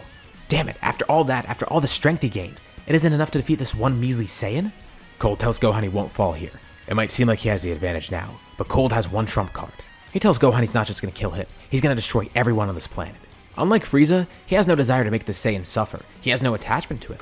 No history with the Super Saiyan, nothing like that. He doesn't have anything to prove. He simply just wants Gohan dead, and the fastest way to do that is to just completely destroy Earth. He jumps up and cups his hands together in front of him, charging a blast as he then throws his hands over his head, with the blast growing even larger. Gohan quickly launches up in the air trying to stop it, or at least stop Cold from charging it, but Cold spins around, hitting Gohan with a powerful tail whip. Gohan's not too injured by this, but it gives Cold enough time to finish charging his attack, as he launches the ball right towards Earth. Quickly, Gohan launches his own blast back at it. Engaging in the struggle as Cold continues pushing it, and Cold yells out. It's useless for him to resist, especially because this isn't his main attack. This is a distraction. He then takes one hand away from the blast, then aiming it right down at the ground, launching another beam right out of it, aimed right at Earth's core. Gohan hears it at the last second.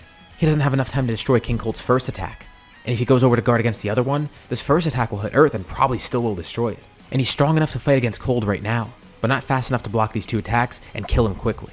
This is all happening within the fraction of a second. And within that split second, he decides to go after King Cold's second blast, knocking it away from Earth. King Cold's first massive attack hits the planet, beginning to dig into the surface. Gohan quickly jumps in the air, then launching right towards the ground, tunneling through it, trying to get under the blast once more.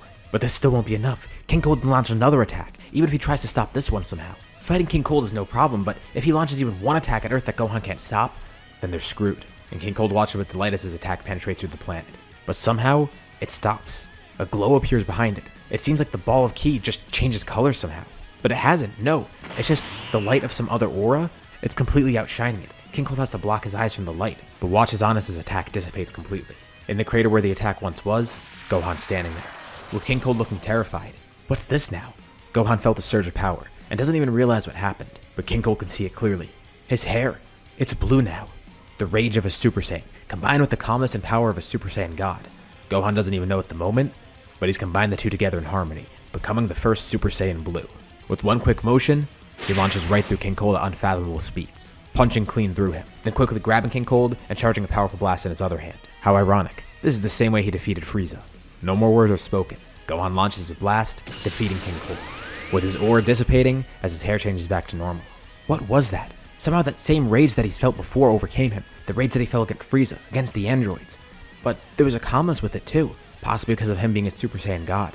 He senses the ki of all his friends approaching, as he just stands there dumbfounded. What was that?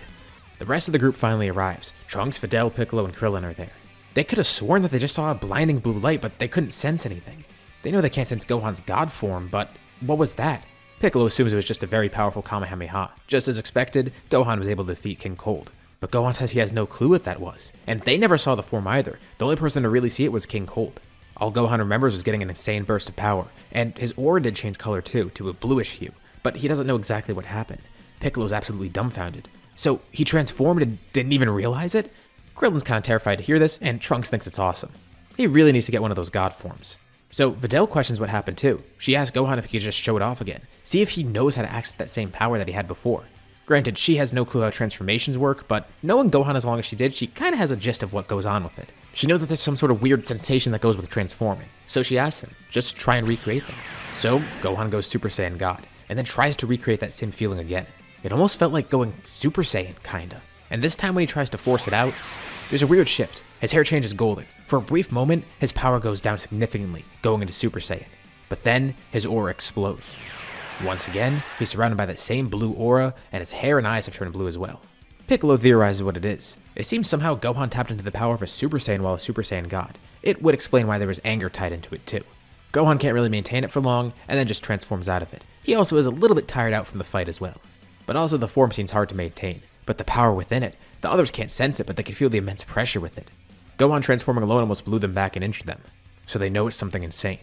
And to make it even more insane, it's sensed all the way across the universe. On Beerus' planet, Goku and Vegeta are there. They were actually watching the fight go on. They knew that Gohan had it in the bag, but they didn't know he'd do that. They thought he'd just defeat King Cold as a Super Saiyan God. And it seems King Cold was stronger than they thought. He was training for a good amount of time though, and it seems that he has some crazy potential as well. But once they felt that transformation, they realized how truly strong Gohan has grown. It's incredible. The fact that they could sense it from here too, and it's not just them watching the Whis' staff, they could actually sense it. He went beyond Super Saiyan God somehow. Goku's really happy to see this. He wishes he can go back to Earth to see Gohan and just congratulate him in person, because that's awesome. But he needs to get that form next, and Vegeta's thinking the same thing. The good thing is, he has kind of an advantage. Unlike Goku, he could actually go to Earth whenever he wants, and he asks Whis, take him back to Earth right now. Wait, what? He's leaving? And Vegeta tells Goku, if he's going to access this form, he's got to go right to the source. Asking Gohan will probably be the best source of info for him. Even if Gohan doesn't really know how to access it, still, the fact that he could train with Gohan while he used that form, that could be really helpful. And who knows, he might train on Earth for a bit too, just because Gohan's such a strong training partner now. Goku takes offense to this. Come on, Vegeta came all the way here and now he's abandoning him? That kind of bums him out. But since Goku's still dead, he can't really do anything about it. Beerus reminds Goku, he's lucky that he's here on the planet in the first place. But whatever, Goku punches his hand and smiles. Well, that'll just hype him up more than ever. It gives him more reason to just train harder and harder, to surpass Vegeta too. He won't let Vegeta get ahead of him. Besides, Goku can train as long as he likes. He doesn't need to sleep. So while Vegeta can train on Earth, Goku has this advantage. Vegeta eventually does arrive back on Earth with Whis. He is pretty glad to see how Trunks performed too, but more importantly, he needs to find Gohan. He wants to learn about that power. Whis leaves him here and Vegeta says he'll contact them if he needs to go back. And Whis reminds him, just bring some good food next time too. Fine, whatever. Vegeta flies out and goes to Gohan's house. And when he arrives there, he sees Gohan training with Videl. And they're surprised to see Vegeta back. Didn't he go to that God of Destruction's planet? And Vegeta says he'll explain later. For now, he wants Gohan to come with him. He needs to train with him. So, the two of them find an open place to fight. Vegeta knows that new power is probably far beyond his. Hell, in Super Saiyan God probably Gohan could beat him. Even with all his intense training under Whis, and all the great power and techniques that he got from that, he knows Gohan is still ahead, which is fine. He's accepted that. But he just wants to learn from it. Use this to make him grow. And he wants to see that power that Gohan's unlocked. And Gohan says he doesn't really have a great control over it, but he'll show it anyways, as he transforms into Super Saiyan Blue once more. Vegeta can't believe the sheer power, especially up close like this. Gohan has practiced it a bit. It's been a few days since they fought King Cold, so he's not really had too much of an opportunity, but still, he knows how to tap into it at will at least. I mean, it is Super Saiyan with Super Saiyan God after all. It's not too tough, but there's a stamina issue, a big one with that. But he knows he could work on it. They did the same with Super Saiyan. So they should be able to do the same with this. It's a little bit different because of the raw power from it, so it's a little bit harder to maintain, but they might find a way around it. There's a passage of time here now. Vegeta does stay on Earth, training with Gohan, while Goku continues training on Beerus' planet, as well as going around Otherworld and such too. More so the former. Since training under Whis, he can learn the most, and he can grow the strongest.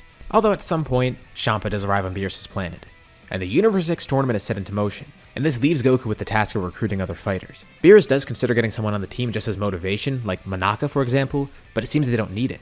Goku and Vegeta have a pretty intense rivalry here because Vegeta doesn't even really seem to care too much about Goku, he's more so focused on Gohan. Although, the two really do care about surpassing each other, or at least one staying ahead of the other. They know that Gohan's probably going to be the stronger one, with Goku obviously being very proud of that. But as for the two of them, it's a pretty fierce competition since both of them have very different training methods, and both have their own upsides and downsides for their training. So Beerus thinks maybe Goku doesn't really need it, especially because his training so far has been pretty fruitful. Although, if Goku's going to recruit some other people for the tournament, he's kind of going to need to go to Earth, which is an issue. Fine, Beerus hates allowing this, but he allows Goku to go to Earth again. And this time it's great because Goku actually has a few days there. He has to recruit people after all, and he does want to train there for a bit as well. So once again, Goku temporarily returns thanks to Beerus and Whis pulling some strings and letting him go there. Goku honestly doesn't have a great team in mind. He just has Gohan and Vegeta in mind. But they recommend two other fighters themselves. Trunks is one of the other ones, because Vegeta really wants to see how he's grown. This is going to be a great opportunity for him to fight. Trunks has been training with them from time to time, Even though he doesn't have Godly Ki, he's growing a lot stronger. He has Super Saiyan 2 and is working on surpassing that. He's much stronger than the Trunks that we see in the main story. And even when Vegeta did leave, he's always been training with Gohan and Piccolo. And as for Gohan, he recommends putting Videl on the team. She hasn't really had a good fight, so this would be a good way to test out her power. Goku's honestly not too sure because she's just a regular human and she kinda started later on than everybody.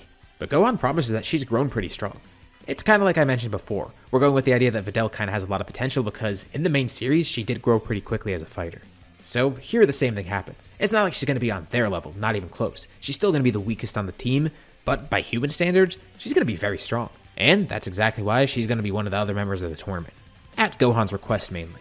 And one of the other great things about Goku coming to Earth is the fact that he could use the Room of Spirit and Time. The best part is, he doesn't age in it. He can go in pretty much as long as he likes.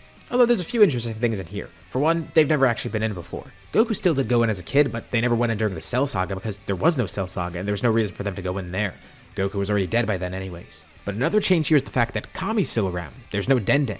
And they never think to upgrade the Room of Spirit and Time because there's no need. So they just have 2 years in there. And as for Goku, he has about a year and 11 months. And all three of them can head in at once. It's pretty intense, but especially at their level, they're able to adapt pretty quickly and go to the more intense parts of the room. As long as they bring in enough food for 3 people for 2 years, that should be enough. Goku has to leave a month early, but the other 2 stay in as long as they need, growing a lot stronger. And the 3 of them all have a good gauge of each other's strength. Gohan's definitely the strongest. All 3 have Super Saiyan Blue by now, and Gohan has the best control on it. But Goku and Vegeta took different methods of getting there, obviously. And this tournament will be a great way to test what they're doing with it. And as for the order of the tournament, we'll put Videl, Trunks, Vegeta, Goku, and Gohan as the order. Which kind of bums Gohan out because if he fights last, there might not be anyone to fight, but they want to save the strongest for last anyways. The first fight is Videl versus Matamo, and this is a great way to show how much Videl has grown. She has constantly been training, besides the brief period where she was pregnant and did have to raise Pan for a bit, and obviously some other responsibilities. Basically her main hobby is training with Gohan. See, that's one thing Gohan doesn't struggle with here. Time management is not an issue. He knows how to manage his time between work, family, all his other responsibilities, and training, of course. And it's the same for Videl. Mr. Satan doesn't even realize how strong Videl is. He's just glad his daughter's trying to train to surpass him, even though it might not happen. But he doesn't know it already has. In her fight with Matamo, he definitely is pretty strong, but she's able to figure out a way to actually ring him out. Being a pretty smart fighter as well. The best part is she has a bunch of different techniques now. Gohan picked up a ton of techniques, from Goku, Krillin, Piccolo. Pretty much anyone around him, he picked up a technique from them. Whatever he could learn, he decided to learn it. And that rubs off on Videl too. So she's able to defeat Matamo. It's a pretty good showing for her. And next she's up against Frost, which is kind of an issue. Frost is pretty powerful. And even without the poison here, and probably even without transforming, he could beat her. Which is fine, she's just glad that she got to fight at least. Trunks is up next, and he's actually able to defeat Frost. He looks exactly like that King Cold guy they just fought. He's heard about Frieza but has no clue what he looks like, and the others see that he's the spitting image of Frieza. But Trunks automatically assumes, hey, it's King Cold again. Or at least someone like him. Little did they know, he actually is a villain like King Cold, even if he tries to not be. But Trunks doesn't coax him to transform or anything, he just goes Super Saiyan and tries to defeat him as quick as possible. Which is pretty easy. Next, Trunks is up against Vegeta. And at first he has a really tough time, but come on, it's Trunks. I feel like he'd come up with an insult accidentally, and he inadvertently eliminates Vegeta that way. Whis doesn't even need to tell him to insult Vegeta, and Vegeta watches on with pride. That's his son. He's a strong Saiyan warrior, and he can be an ass when he needs to be. And with Vegeta defeated, next Trunks has to face Kappa. Interesting. A Saiyan from another universe. Of course, Trunks isn't going to try to teach him Super Saiyan. He's surprised to see that Kappa doesn't have Super Saiyan, but he doesn't really have any incentive to teach him. And it's not like he would be a great teacher either. I mean, he's the youngest of the Saiyans here in Universe 7. Well, besides Pan. In terms of the fighting Saiyans, at least. You know what I mean. Point being, he's probably not going to offer to train, and even if he did, he probably wouldn't know how to train Kappa best. But they have a pretty nice fight. Trunks wins, and Kappa doesn't learn Super Saiyan. And Trunks is feeling pretty confident. He just defeated 3 people in a row. This next guy shouldn't be a problem. But it's Hit, and Trunks has no chance against Hit. Vegeta might actually have a shot against him, though. Vegeta's grown incredibly powerful. He and Goku are basically neck and neck. Their different trainings have helped him in different ways. Goku does train for longer because he doesn't need to sleep. He's been training constantly under Whis. But as for Vegeta, he actually was able to unlock Super Saiyan Blue earlier on, because by training with Gohan, it did help him a bit in terms of understanding it, because Gohan already having it allowed the two to work off each other. Their minds working together allowed Vegeta to unlock it sooner. I would say Goku has more raw strength than Vegeta, and after the 2 years of training in the time chamber, they're pretty close. But Vegeta has had Super Saiyan Blue for slightly longer, and with every day that passes, the gap narrows even more because Goku could do more training. But Vegeta probably has a better control because he had a few months of a head start. Although, another thing to note is that in the time chamber, Goku never needed to sleep, so he did get some extra time training in there as well. So even though he lost a month, he gained all that extra time from not sleeping. Anyways, brief tangent aside, Vegeta's fight with Hit goes pretty well actually. It might go a little bit similar to normal, and in the end I feel like Vegeta would still lose, but still, he was able to learn a little bit about Hit, and allows Goku and Gohan to observe. But if he couldn't handle Hit, he wonders how the other two can. The next person up against Hit is Goku, and he tries to work out more of Hit's techniques, basically trying to get as much info out of him as possible. And just from how Goku is, he could do this naturally. He doesn't need to pry that info out of Hit, he just gets it by observing, basically like he did originally. Although, he actually ends up losing the fight here. He doesn't have Super Saiyan Blue Kaioken either, so it's not like he's holding that back. He just ends up losing, which surprises everybody.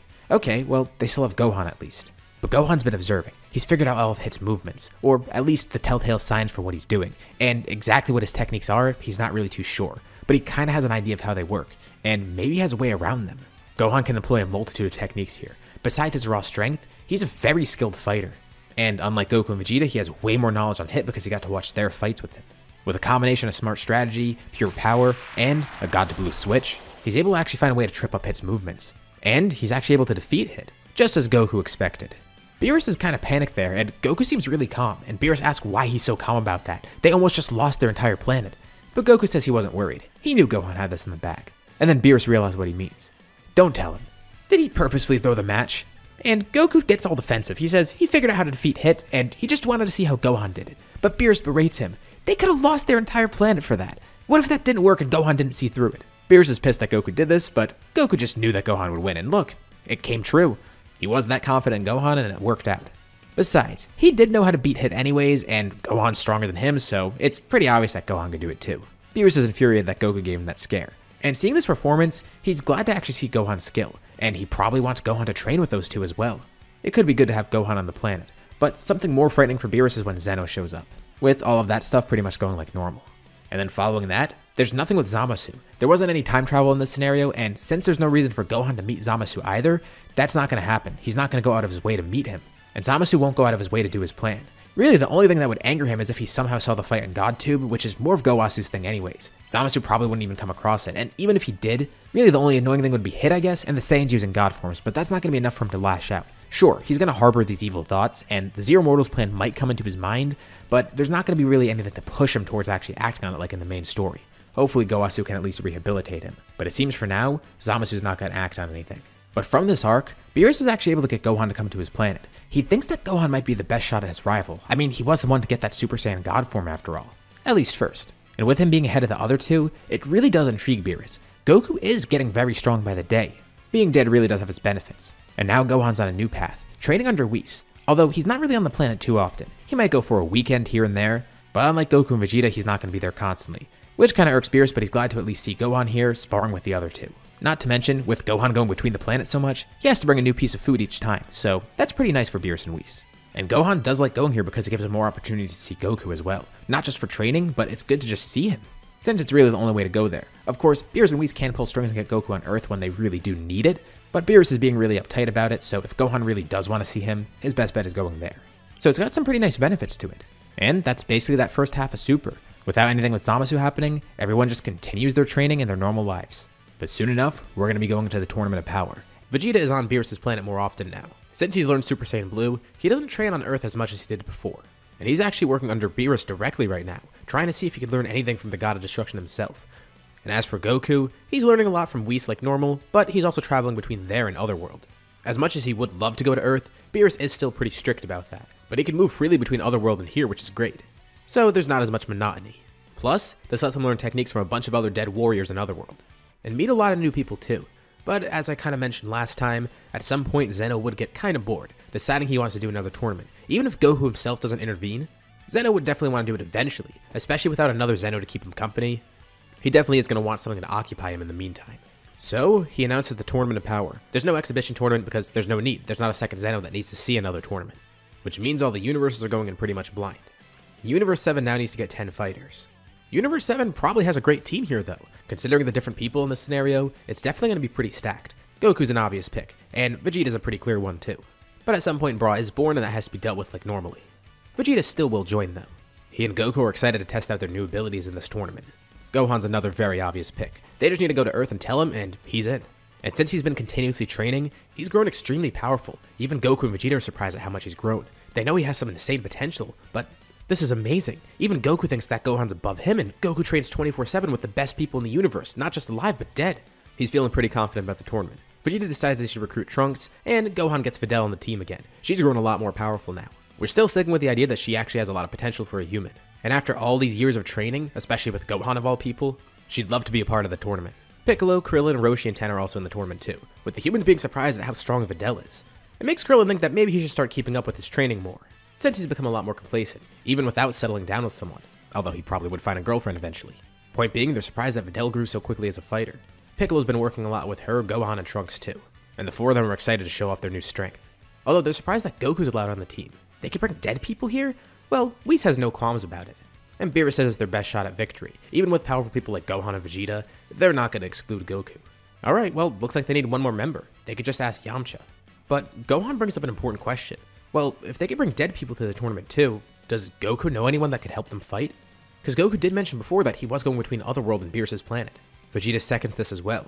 He's been more focused on training himself recently, especially under Beerus' guidance. He hasn't been training with Goku much, but he knows that Goku has some rivals in Otherworld. There has to be someone that's on their level, right? Goku thinks for a second. Oh yeah, he knows someone who's dead but still very powerful. He asks Whis and Beerus says it's okay. This is for their survival after all, so it's better to get another strong person like this. Goku leaves for a bit and eventually comes back with someone else. He introduces everyone to his newest rival, Pikkon. He's actually known Pikkon for a while. Goku's been dead for a long time now. But they've trained a lot more recently, and Pikkon's even discovered new powers that he didn't even realize he had. Plus, with how much Goku trains with him, Goku wonders if he's picked up trace amounts of godly ki, or if he could even handle that. Pikkon is an amazing warrior and martial artist after all, and he wouldn't put it past him. Pikkon thinks this tournament will be a great way to test his skills, and since it is for the fate of the universe after all, he definitely wants to help out. Obviously no one knows about what this guy fights like, but still, if Goku's saying that he's a good fighter, that's a pretty huge compliment. They trust Goku's judgment, and now it seems like they have the full team that they need. So with everyone all set, they now head off to the Tournament of Power. Gohan still is the leader of the team here, and a good chunk of the team follows his strategy at this point. Vegeta and Goku probably go off on their own, with Pikkon also going with Goku because honestly, he doesn't know how to fight with everyone else, so he won't have much synergy with them. So they understand why he goes off on his own at least. But as for everyone else on the team, they all kind of stick together. For now, they'll fight as a large group like this, to prevent anyone from getting eliminated. And once they need, they'll be able to split up. Ten, Roshi, and Krillin will go together, Piccolo and Trunks will go together, and Gohan and Videl will go together. One of Goku's first fights is with Pikkon against Universe 9, and they definitely feel like they're more than able to handle this. Pikkon asks if Goku's going to show off that one power he has, but he says he's going to save it for a bit.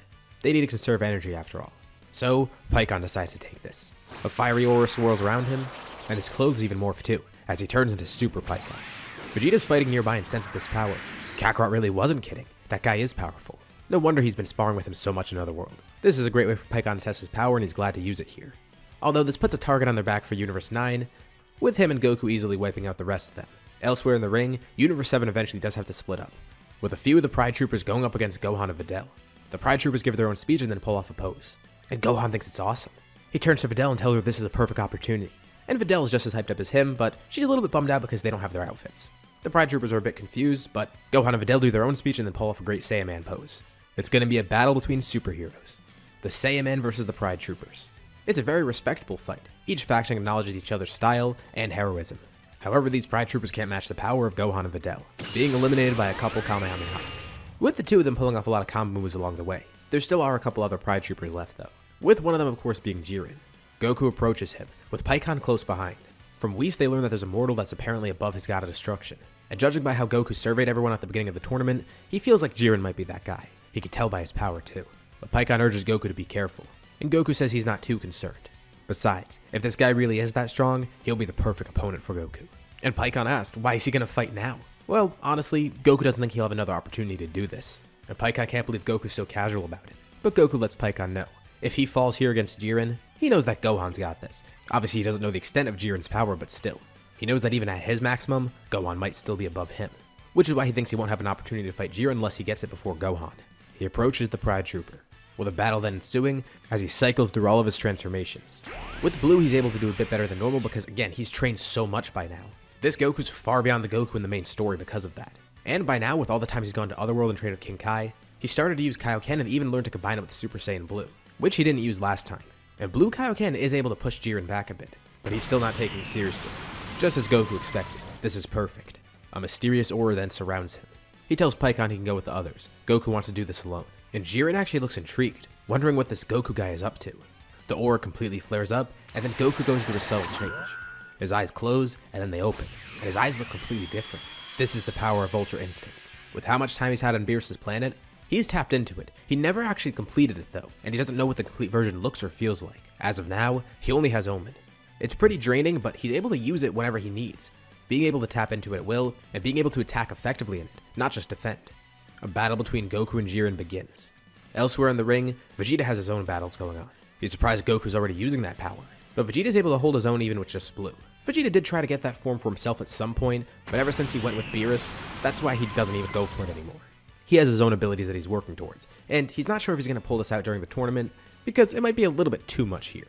Toppo would be the perfect opponent to pull out against, but Toppo doesn't use his own God of Destruction powers, so Vegeta decides not to use his own too, since Toppo sticks with his idea of fighting for justice. But Vegeta is still waiting patiently to use the new powers that he's unlocked, even if he doesn't have an amazing grasp on it. Gohan is confident that they have this in the bag. Krillin, Ten, and Roshi eventually do get eliminated, with Trunks almost getting eliminated, but Piccolo's able to stretch his arm out just in time and grab him off the ring. The two are fighting pretty well on their own too, but the opponents are getting a bit tough, so they regroup with Gohan and Videl, leading them to fighting against some people in Universe 6. Kale and Caulifla aren't too hard to fight because they don't have Super Saiyan here, and Trunks fights Cabba again. He's been trying to get that Super Saiyan form that Trunks was using, but never got it because he never knew how to get it. Trunks takes him on, while Piccolo takes on Kale and Caulifla, as Gohan and Videl face the Universe 6 Namekians, who are definitely powerful, but they're quickly defeated once Gohan shows off part of his power, going into Super Saiyan God, but that eventually leads them to Hit. The Universe 6 Saiyans are then eliminated too, and Gohan decides he'll face Hit alone. He wants to see how much both of them have grown since their last battle. There's a short fight between the two of them, and Hit's impressed. Gohan's definitely grown, but he's not going to use that blue hair form that he had before. Gohan says there's no need. He's only using Super Saiyan God right now, and he's keeping up with Hit, even with Hit's time skip having grown a lot. He even is able to freeze Gohan in place, slowing time for him, just like he did against Jiren, and he's about to knock Gohan out, but then feels a huge burst of power from him.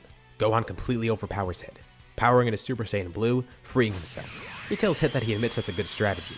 It's a very powerful tactic, but like Gohan said, he's grown a lot stronger now. And with one shot, he's able to knock Hit out of the ring. Goku's fight with Jiren actually goes pretty long, but he's getting kind of worn out, dropping out of Ultra Instinct eventually. He needs some time to recover before he could use it again, and this nearly leaves him open for Jiren to eliminate him, but Gohan steps in the nick of time, catching him as he's flung off the ring. Goku thanks Gohan. He wishes that he could have taken on Jiren alone, but it looks like he needs a little bit more practice with Ultra Instinct. He has forced Jiren into using his full power by now though, and he apologized to Gohan because now he's going to have to fight Jiren at his full strength, but Gohan doesn't mind. He'll be able to handle this, just like Goku thought. He's glad he at least got to fight Jiren though, and now he'll watch Gohan do the same. Gohan fully charges up all his power, still in Super Saiyan Blue. With the excellent control he has on Blue, he's able to hold back some strength, but here, there's no need. The sheer pressure from him powering up. Everyone in the ring is frozen by it. The remaining gods all look on in awe too. They thought Ultra Instinct was impressive, but this power is actually exceeding that. How did a mere mortal reach that level, especially without anything like Destroyer Energy or Ultra Instinct? Jiren responds by powering up as well. His fiery red aura clashes with the flames of Super Saiyan Blue. The entire world of Void is shaking, and the two vanish from sight. They fight so quickly that most people can't even see it. Their clashes generate huge explosions and shockwaves. Streaks of red light and blue light are all that people see. Pikkon goes over to Goku and picks him up, since he could barely stand now. And Pikkon can't believe his eyes. That's Goku's son? Goku's told Pikkon about him, but he didn't think he'd be that powerful. That Ultra Instinct thing was amazing. Pikkon thought his super form was impressive, but he knows Goku has a bunch of his own forms too. He just never got to see that one in action. But not just that, he's seeing it being surpassed already. And Goku says while he'd love to watch this fight, they still have a couple other people to eliminate. Thankfully he has just enough power to use some lower forms like Super Saiyan Blue, and he can just take it easy for now. So he and Pikkon get back into the battle. Gohan's clash with Jiren continues, and Jiren can't believe this power. And they do stop at one point during the battle to discuss. Gohan tries to relate with Jiren, respecting that he's also a superhero, but Jiren tells Gohan to not compare the two of them. He can tell Gohan's strong, and while they both might be heroes, they don't have the same motives. You can see that Gohan's clearly not fully dedicated to his strength, and that answers it for Gohan. But Gohan looks over at the stands and sees the rest of the Pride Troopers there. He remembers the other ones he fought too. They were so explains it all to him. And while he hasn't fully dedicated himself to strength, he prefers it to not be that way. He's found that nice balance in his life. He has strength. He's grown so powerful. But his life is more fulfilling because he's not just focused on getting stronger. His friends, his family, everyone else around him is what got him to this point. And as a hero too, he doesn't work alone. That's what got him to where he is, and he'll continue to live his life that way. And he thinks out loud, wondering where Jiren would have been if he followed that same mindset. He could tell the two aren't completely dissimilar. Even though Jiren is a completely different person from him, Gohan hopes he could at least appeal to one side of him, the hero side of Jiren, the fact that he wants to uphold justice. maybe Jiren could be a better hero, and that might make him a stronger warrior than he already is. The tournament ends with Gohan defeating Jiren, with Gohan being the MVP, deciding to wish for all the other universes to come back. He hopes to see some of them one day. And not just that, but it's the right thing to do. As a superhero, he has to protect everyone he can after all. That's not just the people on Earth, but the people in all these universes around him. When everyone returns home, they say their goodbyes to Goku and Pikkon too. Oh yeah, Whis almost forgot. Whis lowers his staff above Goku, and his halo disappears. And Goku can't believe it. He's actually alive? After all this time, he's actually been resurrected. He can't believe it. Beerus considers this as a gift to him for fighting in the tournament, and because it makes it easier for Beerus since he doesn't have to keep making exceptions for Goku to go to Earth, which kind of makes him look bad as a god. Whis actually offers the same for Pikkon, but Pikkon politely declines. He's found his place in Otherworld and has been there for so long that it would be weird to come back to the living world. But he does humbly thank Beerus. It's only fair that they offer it to Pikkon too. And as for Goku, it's much better because he has all his family on Earth still, so him being alive actually does help out. And while we're at a good spot now, the series isn't over yet. There's a major threat looming out in space. One who's been dormant for a while, but has finally gained some of his power back. It's the most fearsome Galactic Patrol prisoner, Moro, and he's setting a course for Namek. He heard that there's some Dragon Balls there, and apparently they can grant any wish he wants. Naturally, he's going to aim to get them. On his way to Namek, someone in the Galactic Patrol decides to take action, that being Maris, of course. They go to Earth to look for Majin Buu, who, of course, isn't there. Looks like his magical abilities won't be able to be used here, but they could use the power of the Earthlings, specifically 3 very strong people, Goku, Vegeta, and of course Gohan. Hearing of this great danger, they decide to go to Namek with Maris, wanting to help once they hear that the planet's in danger again. But this actually ends up being a double-edged sword. Everyone arrives on Namek pretty much the same time they normally did. Nothing changes with Moro arriving there, and as we mentioned before, Goku does have engine transmission from Otherworld, meaning that they get on the planet at the same time too. The thing is, no one really has a plan on how to fight Moro. Of course, they're all stronger here, which does help a bit, but there's 2 issues here. One, Goku doesn't use Ultra Instinct until it's too late. By the time he tries to use it against Moro, he's already drained enough energy, meaning Goku's attacks aren't as potent and such. And they still don't know how to effectively fight Moro since this is their first encounter with him. And the second bad thing is, of course, with them being stronger, Moro is able to take more energy more quickly, especially with Gohan being there. Even if Moro is facing someone one-on-one, he has 2 other people waiting on the sidelines just having their energy taken. He's going to grow stronger a lot more quickly. So a lot of the arc ends up playing out like normal at first. Now they know enough about Moro. Had they known about that already from the get-go, Goku would have used Ultra Instinct Omen and would have probably finished it right then and there. So at least now Goku knows an effective way to fight him. But of course it's still not going to work because they've lost a lot of energy, which obviously also makes Moro stronger. So even with the 3 of them being beyond their normal limits, and with Gohan being there in general, not much of the arc would change. It's just worth noting that it could have changed had Goku known about Moro's abilities. But obviously he couldn't know that without seeing it in action. He's not a psychic. We do start seeing more changes after Namek though. When everyone escapes, they all go down different paths. Goku decides he's going to train Ultra Instinct further. Of course he has a control on Ultra Instinct Omen, and that kind of did help when they were fighting against the prisoners and such. But it still ran out very quickly. While he does have a control on it, it's still not efficient enough. Not to mention, he knows there's a completed level beyond this. He just hasn't reached it yet. And now he knows how to fight Moro. He just needs to grow a little bit stronger in the meantime, and figure out a better way to control Ultra Instinct. And if he could do that, he could definitely defeat Moro, once he gets a better grasp on this power. As for Vegeta, he doesn't go to Yardrat, and there's 2 reasons for that. For one, he hasn't heard much about it from Goku. Goku does have instant transmission, but he learned that in Otherworld. He didn't specifically mention Yardrat or anything. But even if he did, there's another reason Vegeta's not going to go there. It's because he wants to train with Gohan. But Gohan's confused as to how he could train. They need some sort of specific ability to fight Moro. That's why Goku's going for Ultra Instinct, right? Shouldn't Gohan go for that too? Vegeta has a better idea though. A way to train himself, and a way to train Gohan. That way they'll have 3 different ways to defeat him. Vegeta did want to use his own powers against Moro, but didn't get the opportunity because Goku fought first. Had he fought, it would have gone a lot differently. Especially because the power he has would be perfect against him. And Gohan's curious to see that, which is exactly why they need to go to Earth to train together. Vegeta knows that for both of them, training would be mutually beneficial. And each would have their own way to defeat Moro. He thinks Gohan can grow strong enough that even with his power absorption, Moro won't be able to defend against an attack from Gohan. He knows Gohan's insane potential. And Gohan is still concerned because in this case, his power works against him, but Vegeta thinks that doesn't matter. One strong, well-placed attack could end this. He just needs to unleash enough power once to prevent Moro from absorbing it. And back on Earth, Vegeta shows Gohan what he's been using so far. He almost uses the Tournament of Power, but never needed to.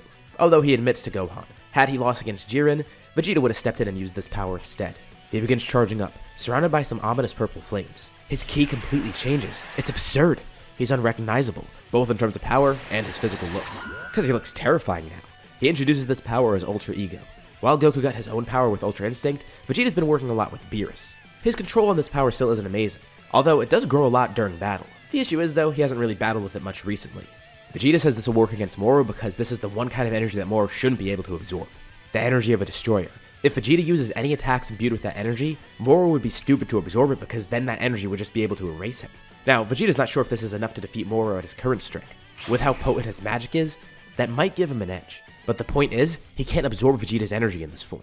And Vegeta expects that Moro's going to be a lot stronger the next time they see him. So, Goku has Ultra Instinct, allowing him to attack without having energy absorbed. Vegeta has Ultra Ego, which gives him a similar advantage but for a different reason. And Vegeta says that's why he needs to train with Gohan. He's going to whip him into shape to make him the perfect opponent against Moro. Sure, he might not be able to counter the energy absorption, but that's not going to matter if he kills him with one shot. And Gohan's kind of surprised to hear this. Well, yeah, he probably could have done that on Namek, but by the time they see Moro again, he's probably going to be too strong for that. And Vegeta says he's not talking about Gohan's current strength. And he says Gohan must know it too. Even if Moro gets a lot stronger, it should be a pretty easy fight for Gohan. Barring the energy absorption, of course. But Vegeta knows Super Saiyan Blue isn't his limit. He's had that for so long. And he tells Gohan, he and Goku have grown past Super Saiyan Blue. Gohan probably can too, but Gohan doesn't even know where to begin with that. And Vegeta knows exactly what the key to doing that is. For him and Goku, they each harness some different property of their own personality, or at least something innate to them. With Ultra Instinct, Goku's fueled by calmness, and the mastery of movements, things that he's practiced for so long as a martial artist. As for Vegeta, Ultra Ego is fueled by Vegeta's battle spirit. The heat of battle not only fuels him, but this form as well. Although, he's not entirely sure what Gohan will get, but after knowing Gohan for so long, he knows a lot about who he is. Gohan's power is derived from a need for it, a desire to protect others. Hell, he's a literal superhero. At the core of him, that's what fuels him for battle, protecting others. Whether that desire to protect others comes from the love for them, or the anger from watching them being hurt, Gohan needs to harness both of those things. The immense, untapped rage inside of him, but also that fondness for others around him, the gentle part of his nature. Having those two work together in harmony will allow him to surpass his limits, and Vegeta's really going to whip him into shape. Some of the prisoners eventually do show up to Earth and warn of Moro's return because they're defeated very soon after, especially with Vegeta and Gohan being there. Of course, having teamed up with the likes of Piccolo and Videl as well. Even Trunks is involved in this fight too. So they have more people against these prisoners, and stronger people too. But this quick defeat does have a bad side. At first, Moro decides he's going to wait 2 months to come to Earth. That should be enough time for them to grow stronger and for his snacks to be better. But seeing these two fight here, it makes him start to reconsider that. So the group thinks he's about to arrive in 2 months. Which is great for Goku. That gives him more than enough time to train with Mayris because now they can actually train for 6 months in that room of spirit and time that they have. But little do they know, Moro actually plans to come to Earth a lot sooner, deciding he doesn't need to wait that long to snack on Gohan Vegeta's energy again. Amidst their training, much to everyone's surprise, more Galactic Patrol prisoners arrive one day. That makes no sense to them. They thought Moro was going to wait longer. Not that these guys are hard to fight, they're actually pretty easy to defeat. The only one who's actually kind of tough to fight is 7-3, who at one point grabs a hold of Vegeta's neck. They actually did fight him before, but he never actually got to steal any of their abilities, and they have no clue what he's doing. Vegeta thinks he's just trying to do some sort of stupid sneak attack, so he easily just knocks 7-3 away. And this must mean Moro himself is nearby. But you know what? That's fine. Vegeta's still confident that they can defeat Moro. He'll go up against the Magician first, and Moro's glad to see that Vegeta and Gohan are ready, completely healed from their last encounter obviously. They should make for quite the good snack, but Vegeta says he doesn't think so, as he then powers up into Ultra Ego. And at first, Moro isn't phased at all. That's definitely some sort of godly technique, at least until he hears that it's actually the energy of a destroyer that Vegeta's utilizing. He does try to take some of Vegeta's energy, but Vegeta coats himself in that energy. And when Moro tries to take it for himself, it injures him. It's like it's toxic to him. Moro can't take any of Vegeta's energy, and since Moro arrived here earlier, he's actually weaker than he normally is, with Vegeta being a lot stronger than he normally is. And once this is revealed to Moro, he can immediately see the writing on the wall. He should have waited to come to Earth. He didn't realize this would be that bad. And Vegeta gets ready to destroy him.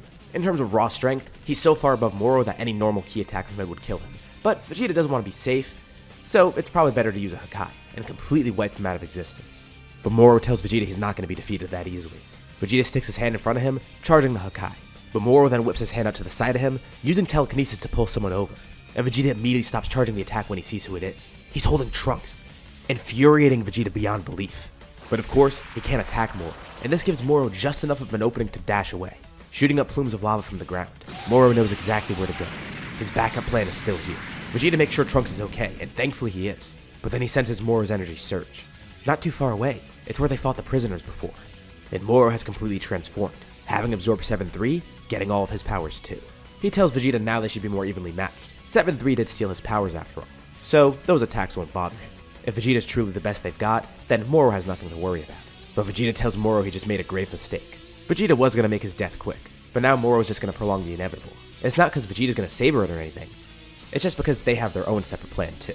But also on top of that, Moro really pissed Vegeta off. 7-3 might have stolen his powers, but not during the heat of battle. Sure, Moro could probably tap into Ultra Ego, but Vegeta's already grown stronger.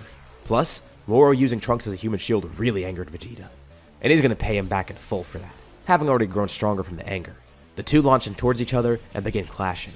Moro doesn't know how to properly wield Vegeta's power, and also, Vegeta has already grown stronger thanks to his anger and his battle spirit growing. He's matching Moro pretty well, and the two of them have the same abilities now, and Moro asks Vegeta how he's gonna defeat him now.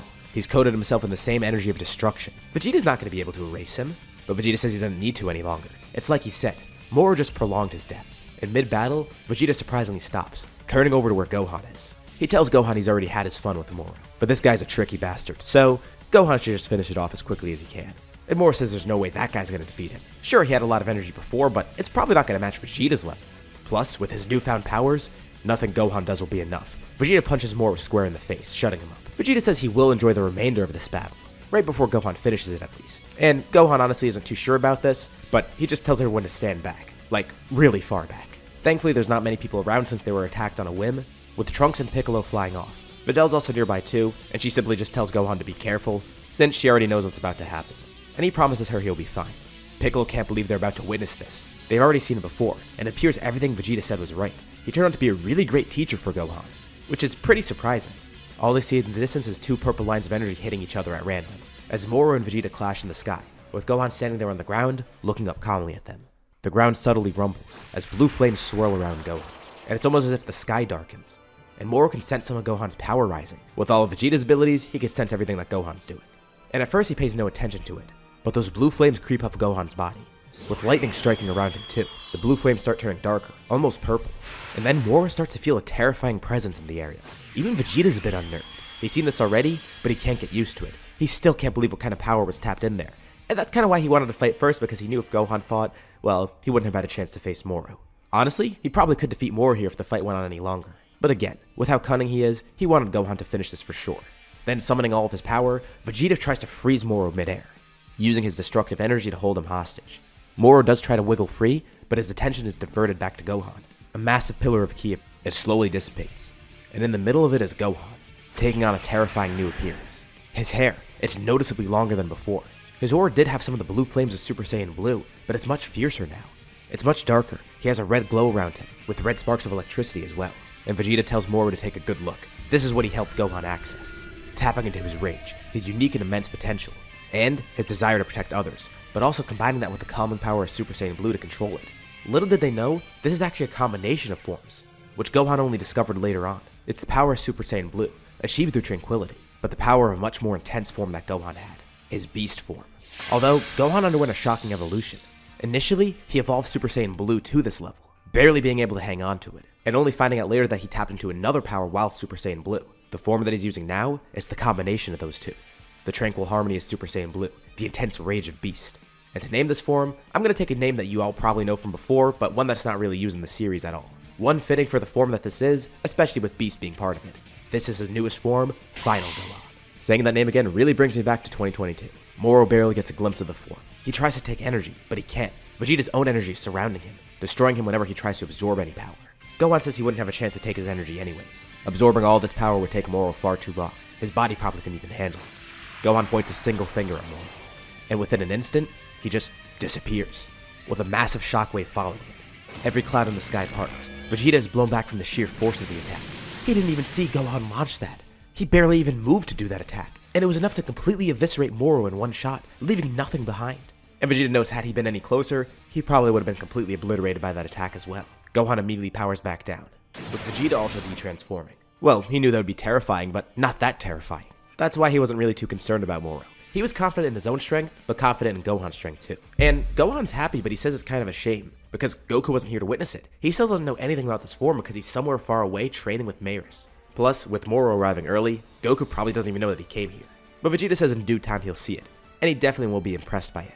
A few days later, Goku teleports onto the planet. He heard about Moro's arrival and then left the time chamber. But everything seems okay here. And he hears they defeated Moro, which kind of bums him out. Well, he's glad that Earth is safe, but he's kind of bummed because he didn't get to use any of his powers against Moro. He's been getting a better grasp on Ultra Instinct, and he probably is going to actually train with Maris more.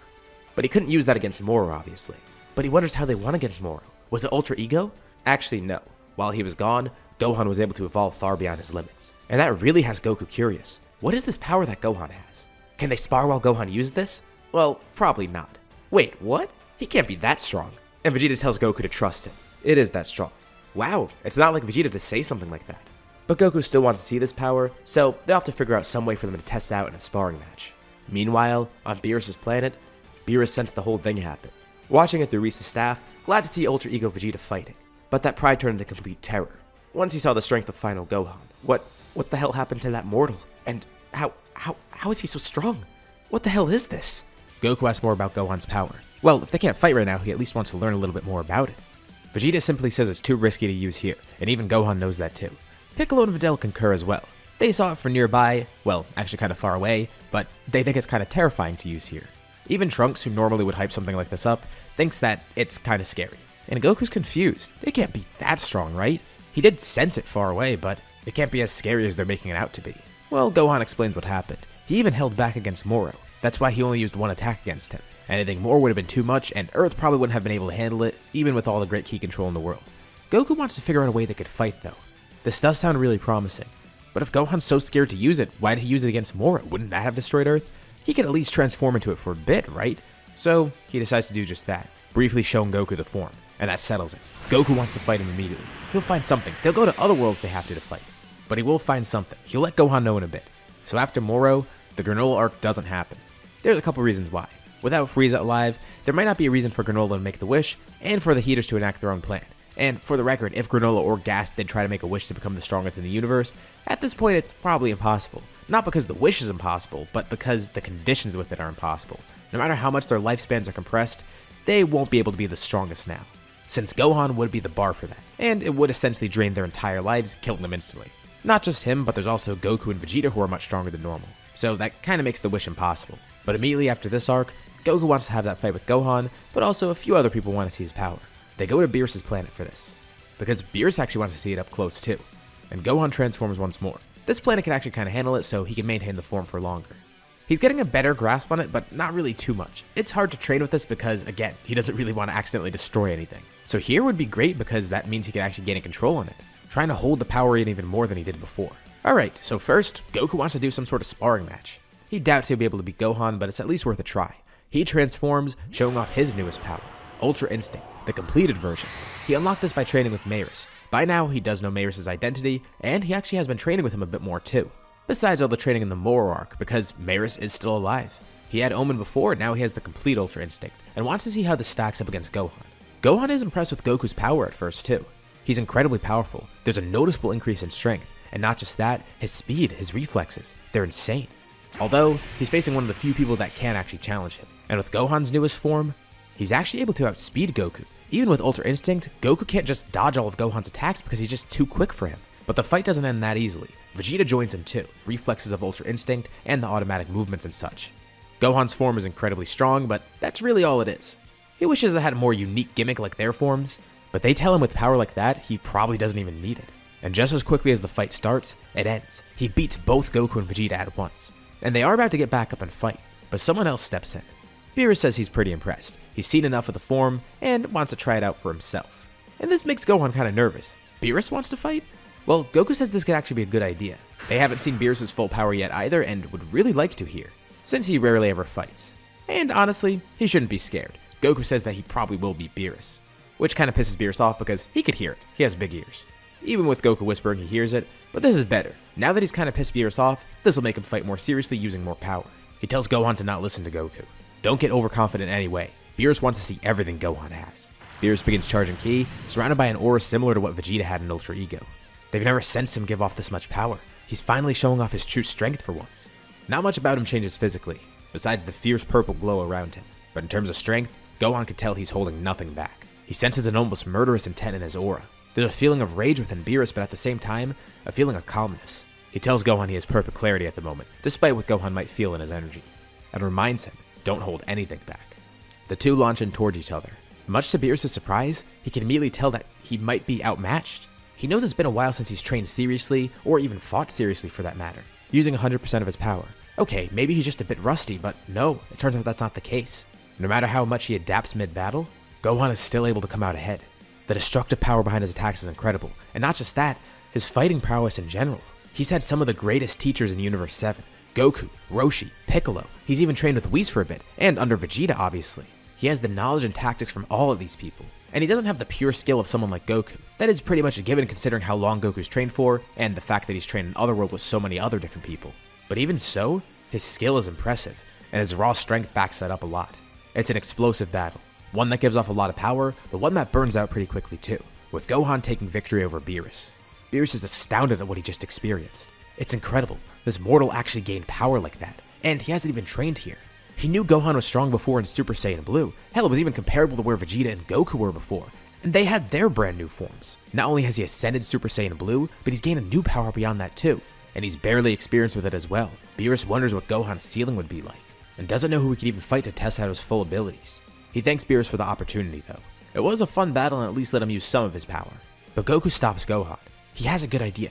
Finally, he's thought of a way to fight Gohan, a way to give him a good battle for once. But it's gonna take some convincing with Vegeta, and he's not too sure what Goku's talking about, but Goku explains. When he was in Otherworld, he learned some technique that he hasn't gotten to use yet, one that allows two fighters to merge together into one, and he knows someone who will be the perfect fit for him, and someone who will help create a strong fusion, Vegeta. Vegeta doesn't really like the idea at first because, well, there's a pretty goofy dance that goes along with it. And here the stakes aren't that high, so it's a little harder to convince Vegeta, but there's also something working in Goku's favor that does help him convince Vegeta, which kind of balances it out. It's the fact that they've never fused before. Vegeta never had a bad experience with fusion because they never turned into Vegito and had the potential to be permanently fused. As far as Vegeta knows, this is just a temporary fusion, and nothing beyond that. Yeah, he's gonna have to do a stupid dance for it, but at the same time, he's gonna get the fight of his life. He's gonna get to test out Gohan's true power, and use a new power of his own. Goku tells him to think about it. He might even be able to use Ultra Instinct for a bit, since the fusion will have access to either of their abilities. So, after a bit of convincing, Vegeta reluctantly agrees to fuse.